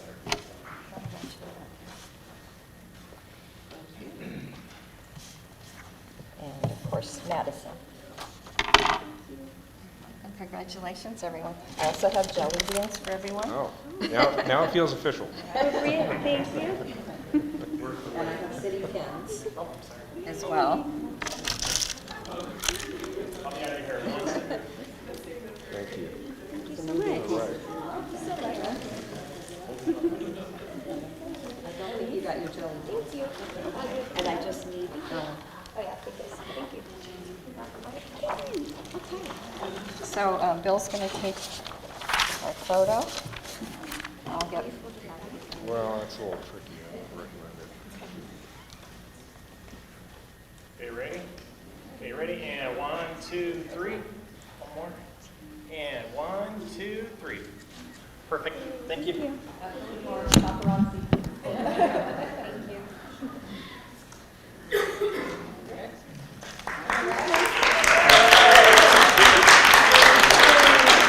Congratulations, everyone, and thank you.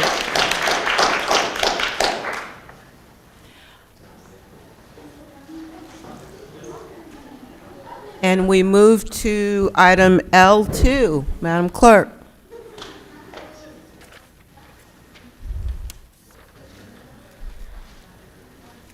Hold on, sorry.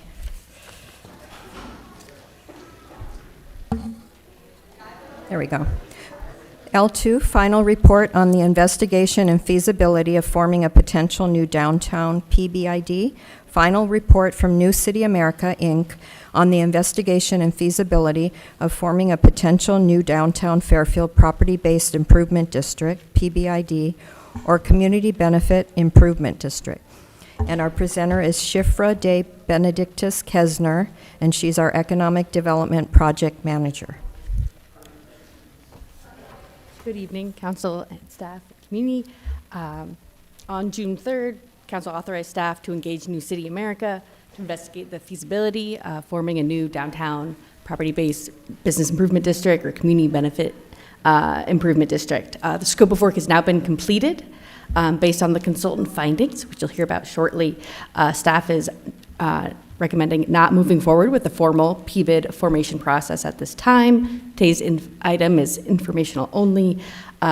Staff is requesting that council receive the report and continue the discussion regarding potential next steps at the council retreat in January as part of overall discussion.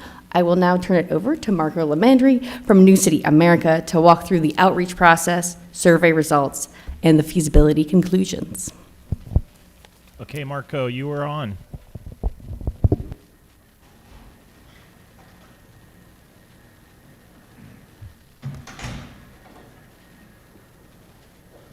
Marco, you are on.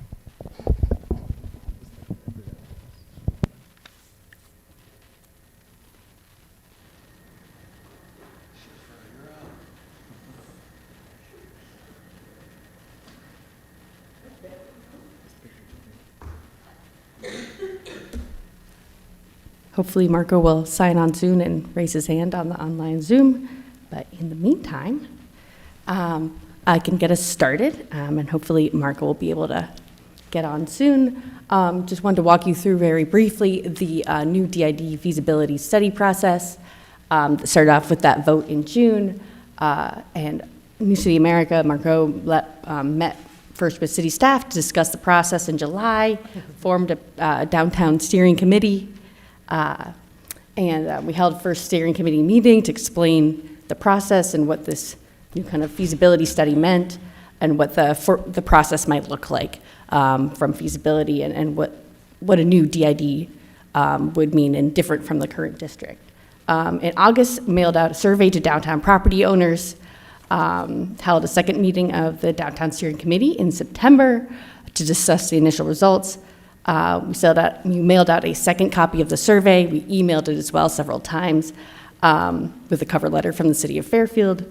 We extended the contract in October to do extended an additional outreach with more steering committee meetings, and then had a town hall meeting in November with a bunch of people here to discuss the process of creating a new downtown improvement district.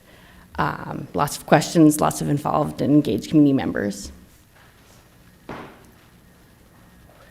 The survey that was sent out to all our downtown property owners, the purpose of that survey was to see if property owners were conceptually supportive of a special benefits district that would fund special benefits within a designated area inside of downtown Fairfield. And if yes, what special benefits they might be interested in being willing to support and fund. Very key item. And also, in addition, other issues that they thought were kind of key priorities for downtown Fairfield that they would like to be addressed. We also asked and kind of encouraged engagement in the steering committee meetings to get more people involved in sort of that leadership role. And we collected, the other part of the survey was just getting our data and our contact information for all our property owners. Business owners are kind of easier to see their storefronts, but property owners not as much. And so this was really key to get their information and get email addresses and phone for engagement for this process and continued engagement in the future. Shifra, can you hear me? Yes, okay. We can, and this is a key part that you can go over on the data of the downtown survey area. Thank you, Marco. Thank you. Sorry, I was trying to get on and things weren't working. So we use the data for the mailing of the survey, and this is what we do in all the districts, and I think the council might remember that we formed over 100 of these districts, probably 30 or close to 35 in the Bay Area itself. But we have to find data that will tell us what people have in common, and what they have in common is linear frontage, lot size, and building square footage.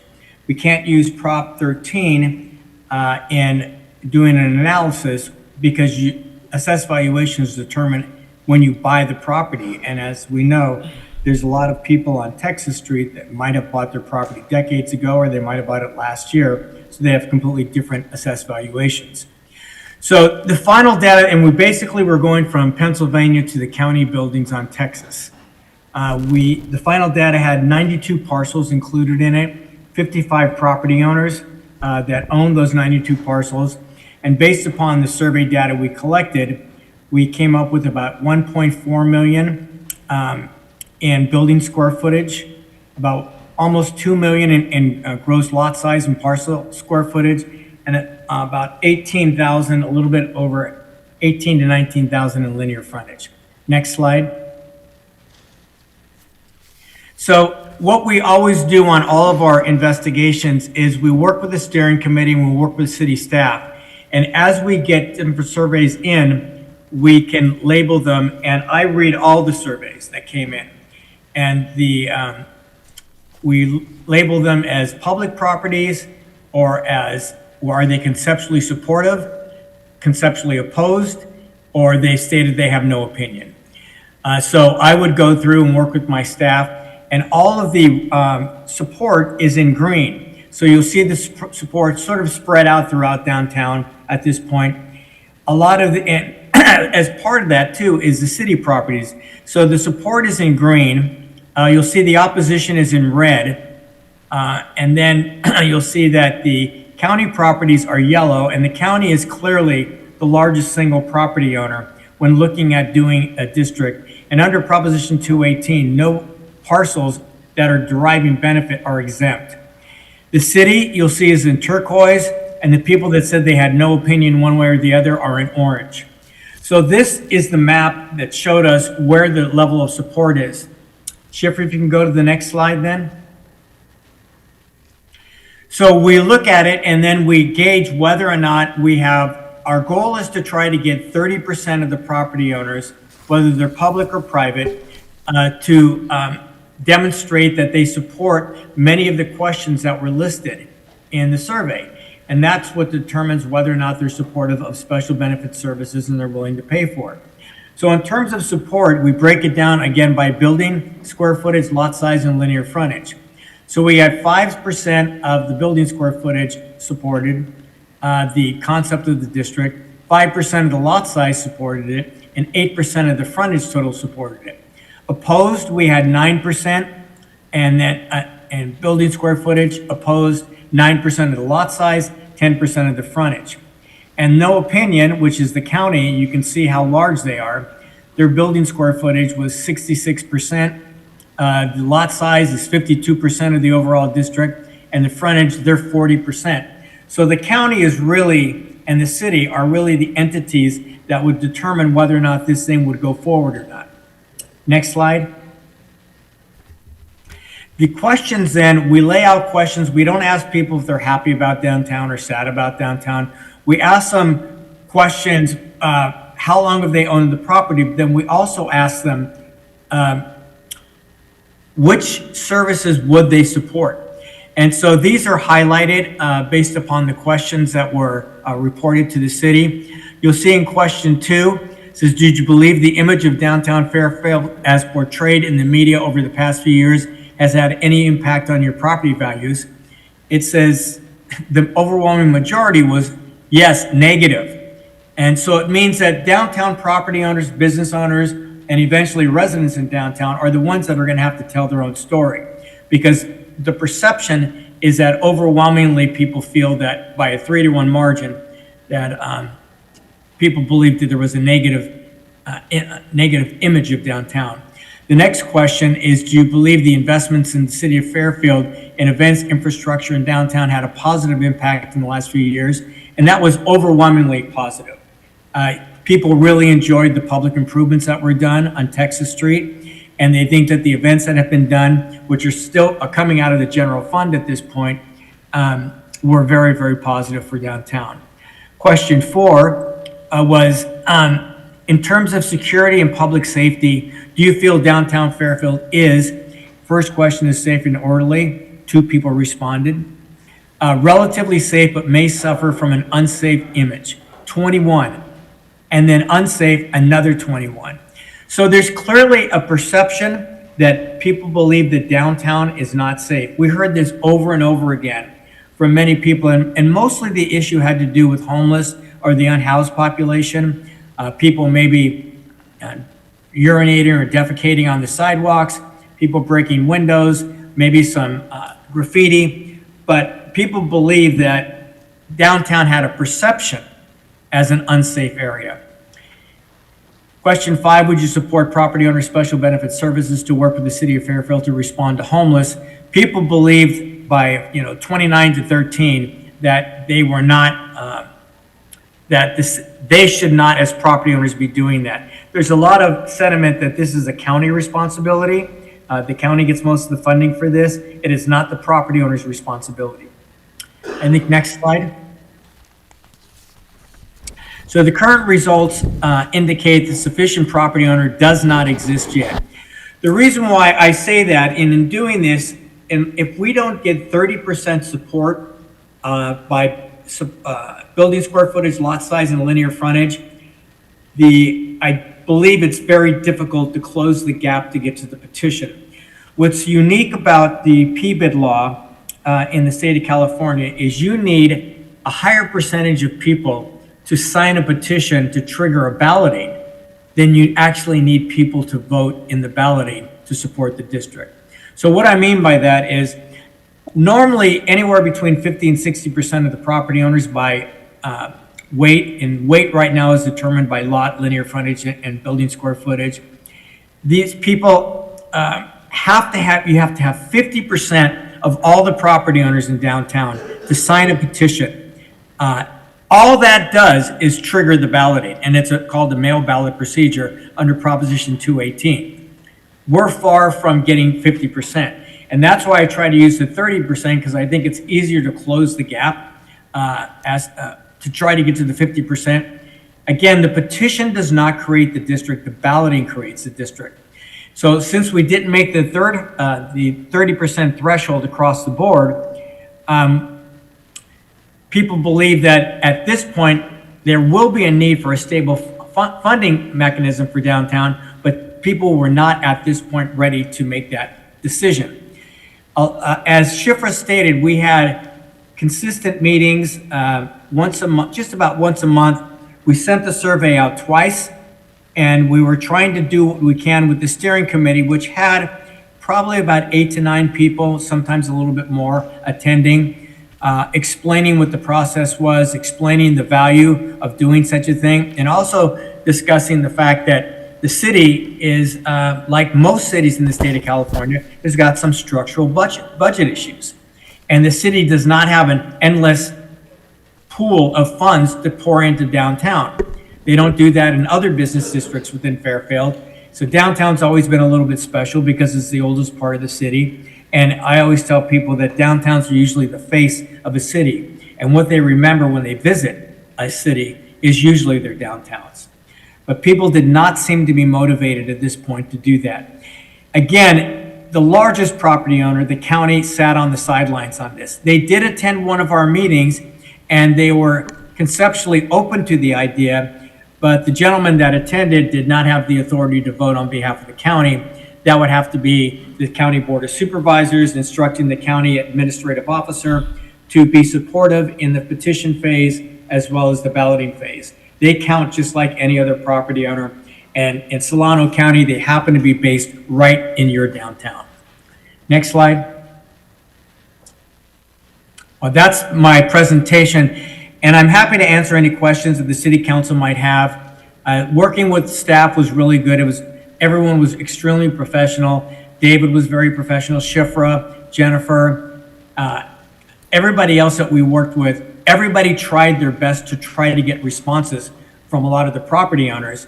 And some people just didn't want to respond at all. It's a little interesting that usually when I do this, if there's going to be opposition and support, usually the opposition and support will sort of balance themselves out.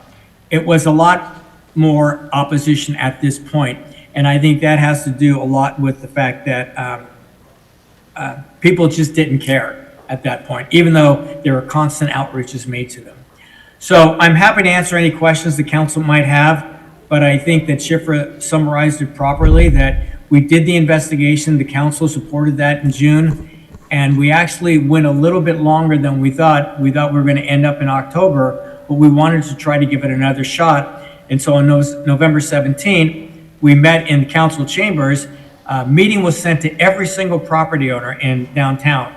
And we had a pretty good crowd.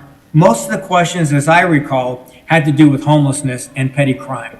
That's what people were really concerned about. And they didn't think that the district should go forward, at least my understanding, until those issues of homelessness and petty crime were dealt with, because they felt that that's what was discouraging people from coming downtown, having a great dinner, enjoying, the theater.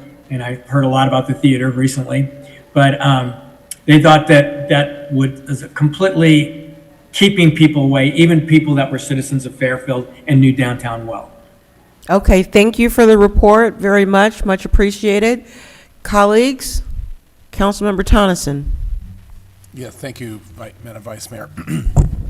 Yeah, I don't have any questions for you, Marco. I just, to my colleagues, we learned a lot. And I think that I'll probably share with everyone at the retreat that, additional steps that we can take. But it was a good learning experience, and I think we're going to get this done. It's just going to take a little time. That's all I have. Thanks. Thanks, Council. That we learned something is good. So, knowledge is power. So I'm encouraged that we learned stuff, and we'll talk further at the retreat. Councilmember Sandhu? Yeah, thank you, Marco. One question. Hypothetically, if the county was in support, what would that bring the support percentage to? A lot. You're well over 50%. Would it be like 70, 80%? Yeah, the county and the city alone. It's not good to form a district based upon only public support, but because the petition threshold's so high, many cities will sign the petition but not vote, and they'll let the private property owners. But you'd never get to a vote unless you hit that 50% petition. Got it. Thank you. Sure. Thank you. Colleagues, any other questions on this item? Okay, we received that report. Thank you very much. And I'm sorry, I do have one speaker. Oh, I'm sorry, He just please. filled out a card. Yeah. Okay. Kevin Phillips. Sorry about that, sir. It's all right. My name's Kevin Phillips, Executive Director, Archer Recovery Services, and a downtown property owner. My question is, there's a perception that the downtown's not safe. Oh, it's not on? Do I do something? No, you're fine. Okay. Oh, here we go. There we go. Okay. There's a survey presented a perception that the downtown's unsafe. Do we have any data from the police department to qualify that information? Because I don't experience downtown as unsafe at all. So I'd open to know if you have any information. That's any database. Okay. Okay, if there are no other questions or comments, thank you again for the presentation, and we shall continue the discussion of downtown Fairfield, California. All right, item L3. Item L3, Resolution 2025-260, Terms and Conditions of the Benefits Summary for Series 100 employees, amending and adopting the terms and conditions of the benefits summary for Series 100 Executive Management Represented Classifications. And our presenter is Farbod Peruzman, HR Director and Assistant City Manager. Good evening, Madam Vice Mayor, members of the City Council. So, as you know, we have been engaged in negotiations with all of our labor partners. We also have a couple of units, 3 units actually, that are unrepresented by any labor organization. That includes the senior leadership team, which are all the department heads. So I do believe that in the last closed session, we discussed some changes with you all and got some direction from you. So we're just presenting that tonight to make the direction official. So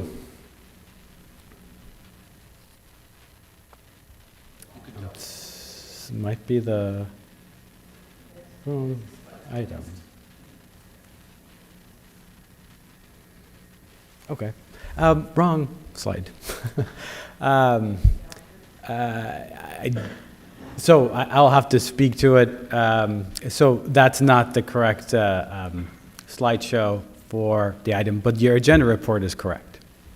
So the agenda report does have the details of the changes. You know this stuff by heart. Yeah. By now, so you don't even need a slide. Pretty much. Pretty much. The main changes that we requested and got direction for were on the compensation side. We asked to increase the salary ranges of the directors, not the actual salaries themselves, so that only their salary ranges move up in case there are recruitments, in case there are different special projects and there's a performance evaluation, then there's need to be a movement there that allows the city manager to be able to make that movement. We also have a change in the number of personal leave hours. We have created a cap for that. We had a pretty significant amount that we could accumulate on an annual basis, so we provided a cap of 100 hours. We did ask for converting some of those hours to 1%, essentially a 1% salary adjustment.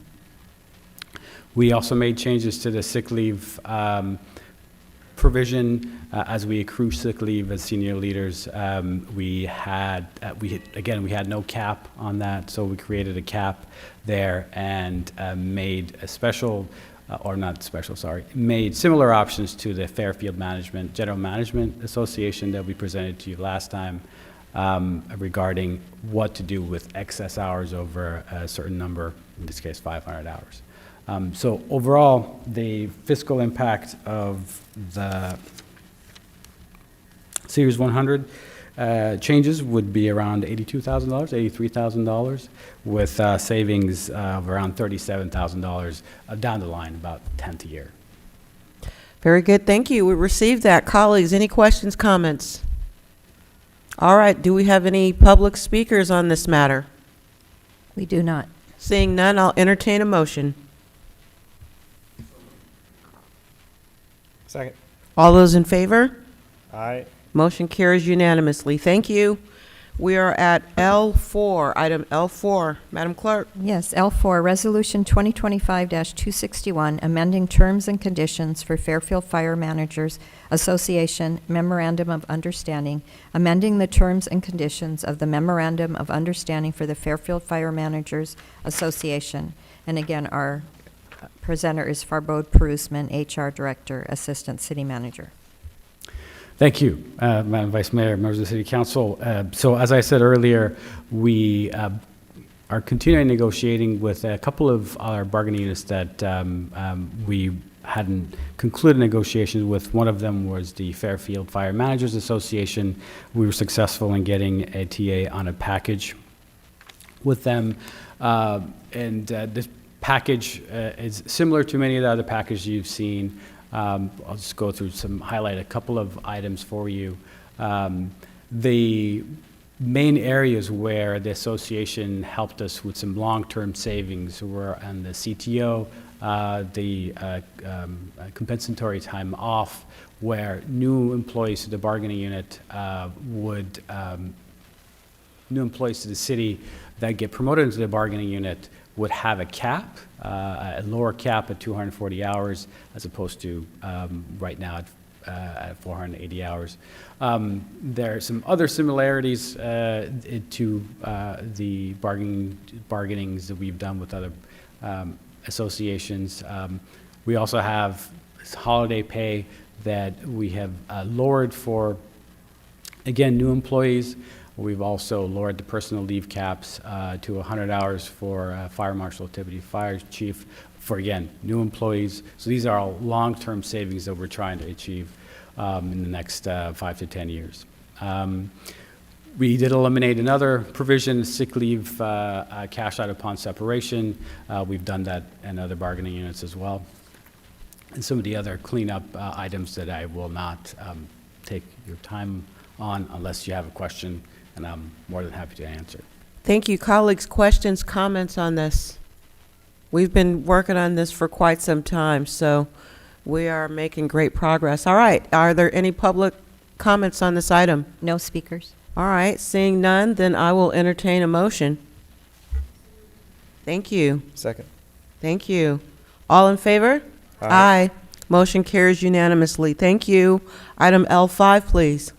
L5, Resolution 2025-262, amending the department position control list for the Information Technology Department, amending the departmental position control list for the Information Technology Department. And again, our presenter is Farbode Perusman. Yes, for this item, Madam Vice Mayor and members of the City Council, as you know, we have a new IT director, and when he started his position, he wanted to take a look at the organization, take a look at his department, and make certain changes that he believed would make the department more efficient. Well, one of the needs he identified was having a GIS manager. We don't have a GIS manager currently. We have a senior IT analyst that does that work. So within the IT department budget, he's proposing to downgrade a senior IT analyst to an analyst 2, and then take the savings from that position and upgrade another senior analyst IT that does GIS to a GIS manager position. Specifically needing that position for strategic leadership in GIS data governance and related projects and vendors that do GIS work for the city. And the net savings to the IT ISF fund would be about $4,000, $4,333 to be exact. So I'm also happy to answer any questions specifically to that change, and Naveed Ashraf, our IT director, is also here to answer any questions if you need. Thank you very much. Colleagues, questions, comments? All right, do we have any public speakers on this item? We do not. Okay, seeing none, I'll entertain a motion. So, second. Very nice, thank you. All in favor? Aye. Aye. Motion carries unanimously. Thank you. We're at item L6. Madam Clerk? Yes, L6, survey results on general purpose sales tax. Survey results regarding a potential Fairfield general purpose transaction and use tax, sales tax increase. And again, our presenter is Farbode Perusman. Okay, Farbode, thank you. Please proceed. So I'll just provide a short... Give us the highlights. Yes. Thank short you. Introduction. Short introduction. So in September, we, per your direction, we hired Probolski Research and William Berry campaigns to help us with our opinions research on general voter satisfaction on city services and also a potential increase in the sales tax. So tonight we have Adam Probolski from Probolski Research and William Berry to present their findings. Okay. Once again, we'd appreciate the highlights. Thank you. Well understood. Thank you, Vice Mayor and Council. I will move quickly, but please feel free to stop me at any point to ask questions or however protocol is normal. And then as you heard, you have William Berry here, who is the outreach consultant who can be a part of the conversation as well. The survey we did was a statistically valid, representative survey of your likely voters. So this will give you a picture of a likely outcome based upon the people we expect to vote. And it was a very, a survey that was, like I said, representative. 8% of your voters chose to speak to us in Spanish. Doesn't mean they don't speak English. It means that's their preference. Same thing for the 92% that spoke to us in English. And 400, just to give you some context, statewide we do about 1,000. So in any political subdivision like a city or a county, 400 is quite robust. And for a city the size of Fairfield, quite robust.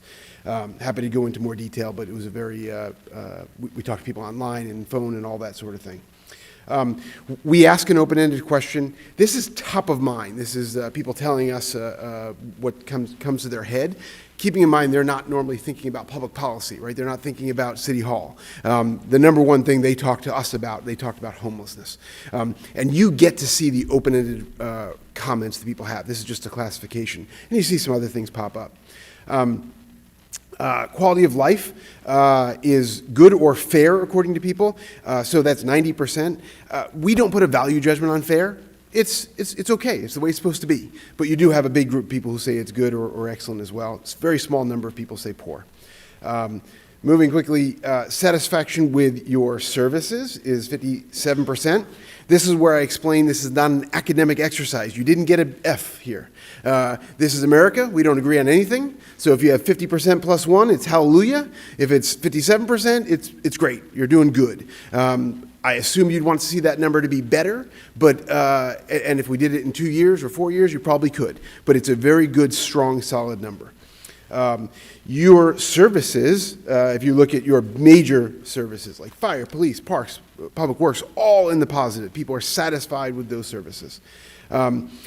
Here, there's a couple questions here we ask about importance and satisfaction, and you do see there's a delta here. In the top there, you see there's a delta between people who are concerned about or find homelessness important to them and their satisfaction. That's the biggest one. And you can see also concern about streets and sidewalks and the management growth. And so you can kind of see the things that you might want to address if you were to have new revenues. These may be things. Those are policy decisions for you all, but those are things you might look to because you know what the concerns are of your voters. We ask the question. This is what you're looking for tonight. We ask a question about a tax measure, a sales tax measure, and you have majority support, 55% majority support for a sales tax measure, if that were to be something that would put on the ballot. And you have some folks who are unsure, and of course you have a little more than a third that are not supportive of it. We then go through a series of messages, and I'm going to skip, and please forgive my flashing, to a wrap-up slide that really kind of shows this exactly very well. We test a bunch of messages that may be heard by voters that are supportive of a tax. These are things that talk about the ability for what you could accomplish with new revenues. Also, the fact that federal and state government can't take the money. It's really got to stay right here. That's your top message that people makes them more supportive. And there's a bunch of other things in there. The fact that there's going to be oversight by the public. All those things are factors that make people more supportive. We also test messages because you may have some member of the public who don't like this idea. And we want to test and get an understanding of what they might say and how that might impact your voters. And you can see there's at the bottom, and some of them have some impact, but most of those messages are lower impact than the positive messages. So that should be guidance for you all that someone who shows up and says something negative, obviously no one's to be dismissed, but their message might not have the impact that a positive messages have. Here we show you, after we do that, right, we have a little campaign in a vacuum or message in a vacuum campaign, and you can see your support stays very solid, and so does opposition, but really not much of a change there. You've got some pretty solid support in that range. We also do some other things like asking it in a different way to see if people are kind of in a more familiar neighbor-to-neighbor kind of a tone, still has support. And I'll go quickly to, we asked a question, this is something we're doing in a lot of places in California, asking about the possibility of making clerk and treasurer appointive. And you can see there's a lot of unsure in these questions, and then there's more people saying no than yes. I think it'd be pretty hard-pressed to have people really understand exactly what this is. And so that's probably a part of the confusion. If there was a desire to have something like this on the ballot and with the support, you'd want to do a lot of outreach and talk to the public about what this would accomplish. So with that, real quick, just showing you in your deck, you have the demographics. These are not your city demographics. These are the likely voter demographics. You are much more diverse. This is not who you are as a city. It's just who happens to actually likely vote. With that, obviously I'll take questions, and also I'll turn it over to William Berry for a quick set of comments, perhaps. 45 seconds. 45 seconds. The voters that we spoke with, we had the rapt attention for 15 minutes on the phone or on a survey. We had the rapt attention. They were listening to everything that we said, that Adam's respondents said. That's not the case in real life. So we need to get, if you move forward with this, getting the information to voters in real life and getting their attention and educating them and informing them will be key. Because we won't have them on the phone for 15 minutes. So it will be an outreach and education effort that really decides whether or not it passes or not. You are in a great starting place. The services provided by the city are trusted, they're appreciated, voters like what you're doing. And so you start off at a good place. But these aren't predictions. They're not predictions. If election was held today, and if they knew this information, this is how they would vote. A great place to start. And I'll let you ask Adam or myself any questions that you may have. Thank you very much for that and for the information. Very concise, very helpful, and instructive to what happens if we move forward. Colleagues, questions? Councilmember Tonneson. Well, first I'd like for you to share some of your energy with me this late at night.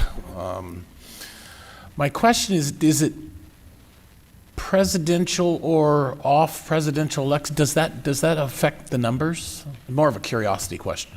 I'll start, and Will might have something else to say. So, yeah, turnout obviously is greater in a presidential election. And in larger turnout elections, you have oftentimes, without paying a consultant, you can probably understand that you have a broader group of voters, and you oftentimes, and many of them who don't necessarily pay taxes or have a lower likelihood of having an impact on them. So there's oftentimes a better chance in a higher turnout election.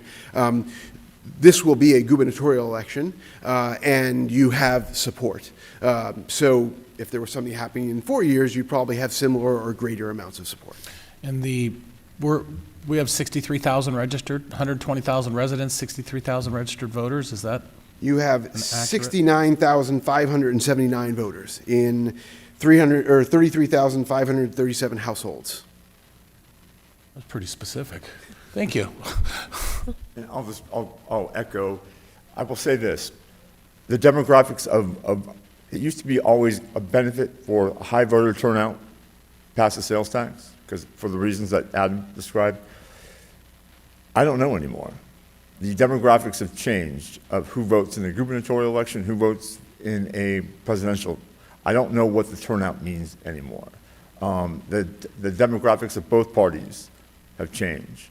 So we'll find out. We have great guesses, but we'll find out. Very good. Councilmember Panduro. Thank you. So I guess similar along those lines, coming down our pipeline are also sewer rate increase and water rate increase. And so how do you foresee, families are already hurting, and now they're gonna have to pay more for water and sewer up, in the next couple of years and moving forward. And so how do you feel that this would impact this, the success? So just real quick, we tested messages like that. We tested the kind of inflationary environment and the prospect of it being, and those are messages we're hearing and also in a lot of cases feeling. And that had the biggest impact on people being more likely to vote no. But it was just a slim majority, whereas you have the positive impacts, the messages have bigger numbers, like 60%. So I absolutely think those are considerations to have. But you still, with that, being very front and center, you still have public support for, voter support for the tax. Councilmember Williams. I think my question is on the same vein, but slightly different. And it is, in the last 30 days, 45 days, there was a food insecurity scare. In my mind, that also triggers, people are making choices about food, so therefore maybe not paying utility bills, not paying rent. Now they're behind. Is there enough leeway in these numbers to absorb that, the fact that people are feeling less secure financially, and whatever we believe that unemployment rates, if there's going to be, some changes within Fairfield, is that kind of baked into the numbers? I'll let Will kind of speak to leeway and what he thinks, happens, right? Because you've got majority support. It's not 70%, so he's got the better connection to that because he's going to know what the outreach will look like. But I will say this. Part of this messaging we tested was the fact that people who don't live in Fairfield pay a significant part of your sales tax. And so even though I may not like the idea of paying it or it may have some significant impact on me financially, I get the benefit of other people paying some of those taxes. So that's part of the consideration for people who may be feeling impact, but seeing, and also Will talks about a lot of the time, the loss of what they could lose if you don't have the resources to fix the streets and keep the parks open and do all those sorts of things. I've worked with the city of Benicia for the last 3 years in passing, I think, 4 or 5 different tax measures. And it really all comes down to, or what? If Fairfield doesn't pass a measure, how does that affect what programs, what services aren't going to be around? And so you're going to give voters a choice.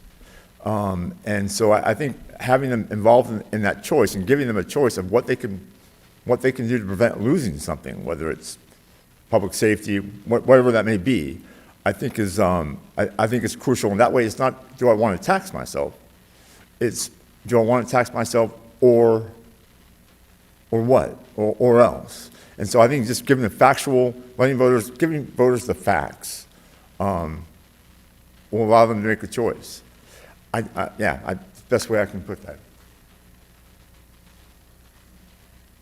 Yeah, to that, this time around, my concern is the perception of here they go again. Here they go again. They passed one, said it would work, and here they go again. So, or what my concern is that they'll call our bluff, maybe. They think it did work. They think whatever you put on the ballot previously did work. Their satisfaction with the services. So here we go again, isn't that 35% of the group that are in every city in California that are naysayers, they are anti-tax, they are anti-council, they're loud, but your survey results showed over 60% approval in a handful of your biggest categories of services and programs that you provide. So here you go again isn't going to be coming from, they would be saying, here we go again, no matter what the issue is. Right. You can see, like you said, that, you're not, this is just information. This is not reality. You're not going to have a voter on the phone for 30 minutes. That's just not going to happen. So, but I appreciate that insight. That that the last one worked. This is evidence of that, and we want to keep moving in the right direction. Understood. Thank you. Anything else, colleagues? Okay, we received this information. Do we? No, we don't. So I think from a staff perspective, with this data, now is sort of a critical go no go time for us, right? And so if the council wants to proceed with the education and outreach and engagement in the community, then we need to get started right after the new year. And so I think what we're looking for is, if council's ready to proceed with this, then we're ready to go. But this is kind of the last checkpoint of us then investing the staff time and resources into fully educating the community on, as Will put it, the if what questions about, it's either a revenue measure or cuts. And as you all know, we've had that conversation for a couple of years now through the budget processes and through study sessions and through the council retreat. And we are to that point. We are to a point where it either means cuts to services to the community or a revenue measure. And so this is just that final check-in. If the councils go, then away we go. I would personally prefer to have a full council on this last checkpoint. Is there any way, would it make sense to talk about this as a full council at our retreat? We can. Your retreat is January 23rd and 24th, so just to be clear, we will miss essentially a month. Nobody's going to listen to anything in January anyway. So, I don't know. How do you feel, council? Well, I'm ready to go. I'm ready to go too. Okay. Well, there we go. Everybody's ready to go. So what do, my comments remain as I just stated them on the record. I prefer to have a full council, but you just received direction from the majority of the people that are here tonight, so. Okay, sounds good. Thank you. Thank you, gentlemen, for a job well done. Much appreciated. Okay, and we are at item M1, Madam Clerk. Yes, public hearing. M1, ordinance 2025-13, repeal and replace Chapter 22 of the Fairfield Municipal Code, repeal and replace Chapter 22 of the Fairfield Municipal Code in its entirety. And our presenter is Michael Heather, Assistant Public Works Director of Utilities. Good evening, Madam Mayor, Fairfield City Council members. I'm the Vice Mayor. Sorry. Mayor, I can't. It's late. Sorry. I know it's too late. Sorry. Let's start over. Good evening, Madam Vice Mayor, Fairfield City Council members. This item before you tonight is a public hearing meant to introduce a repeal and replacement of Chapter 22 of the city's municipal code. This effort is part of the last few remaining items that were started with the Public Utility Master Plan, or PUMP, which was adopted in May earlier this year. Among related items that are separate and apart from your action on this item tonight include a review of the Fairfield administrative regulations, which direct staff in carrying out the day-to-day operations of the utility. I don't have a formal slide deck or presentation. I was just going to take a few moments to summarize what we've done, outline next steps, and then seek Fantastic. approval. Okay. Sounds great. Thank you. Yeah, as stated in the report, the Fairfield Municipal Code was first published in 1960. There have been various ordinances adopted throughout the years regarding Chapter 22, but from what I can tell, the core elements of the chapter have not been updated since the 1980s. Part of the additional efforts to update related documents, which are separate and apart from this public hearing, but related to the governance of municipally owned utilities, involved a review and modernizing of our Fairfield administrative regulations, a state-required document that outlines certain procedures for administration and operation of a water utility. Based on what I could tell, this document also had resolutions passed to amend it, but the core elements also date back to the 1980s. While I've mentioned the update to the Fairfield administrative regulations, this public hearing tonight is specific to the repeal and replacement of Chapter 22. We will come back to the City Council at a future date to update the Fairfield administrative regulations. So in summary, tonight's meeting is merely to introduce the proposed ordinance. The adoption would come after the second reading, which is scheduled for the next council meeting, January 20th, 2026. And with that, I'll pause here. Thank you, colleagues. Questions, comments? Okay, seeing none. Do we have any public speakers on this? No, but you do need to open the Okay, I will public hearing. open the public hearing. Thank you. Anyone wishing to speak, please do so at this time. Seeing none, I will close the public hearing. I have some long arms tonight, don't I? And call it back for council action, okay? So I'll entertain a motion to approve the first reading of ordinance 2025-13. Thank you, thank you. All right, all in favor? Aye. That motion carries unanimously 5-0. And we shall close this meeting this evening with the warm, wonderful, pleasant, loving memory of Mayor Harry T. Price and all of the work and effort and love that he gave to all of us and to all of you. Good night. Happy holidays.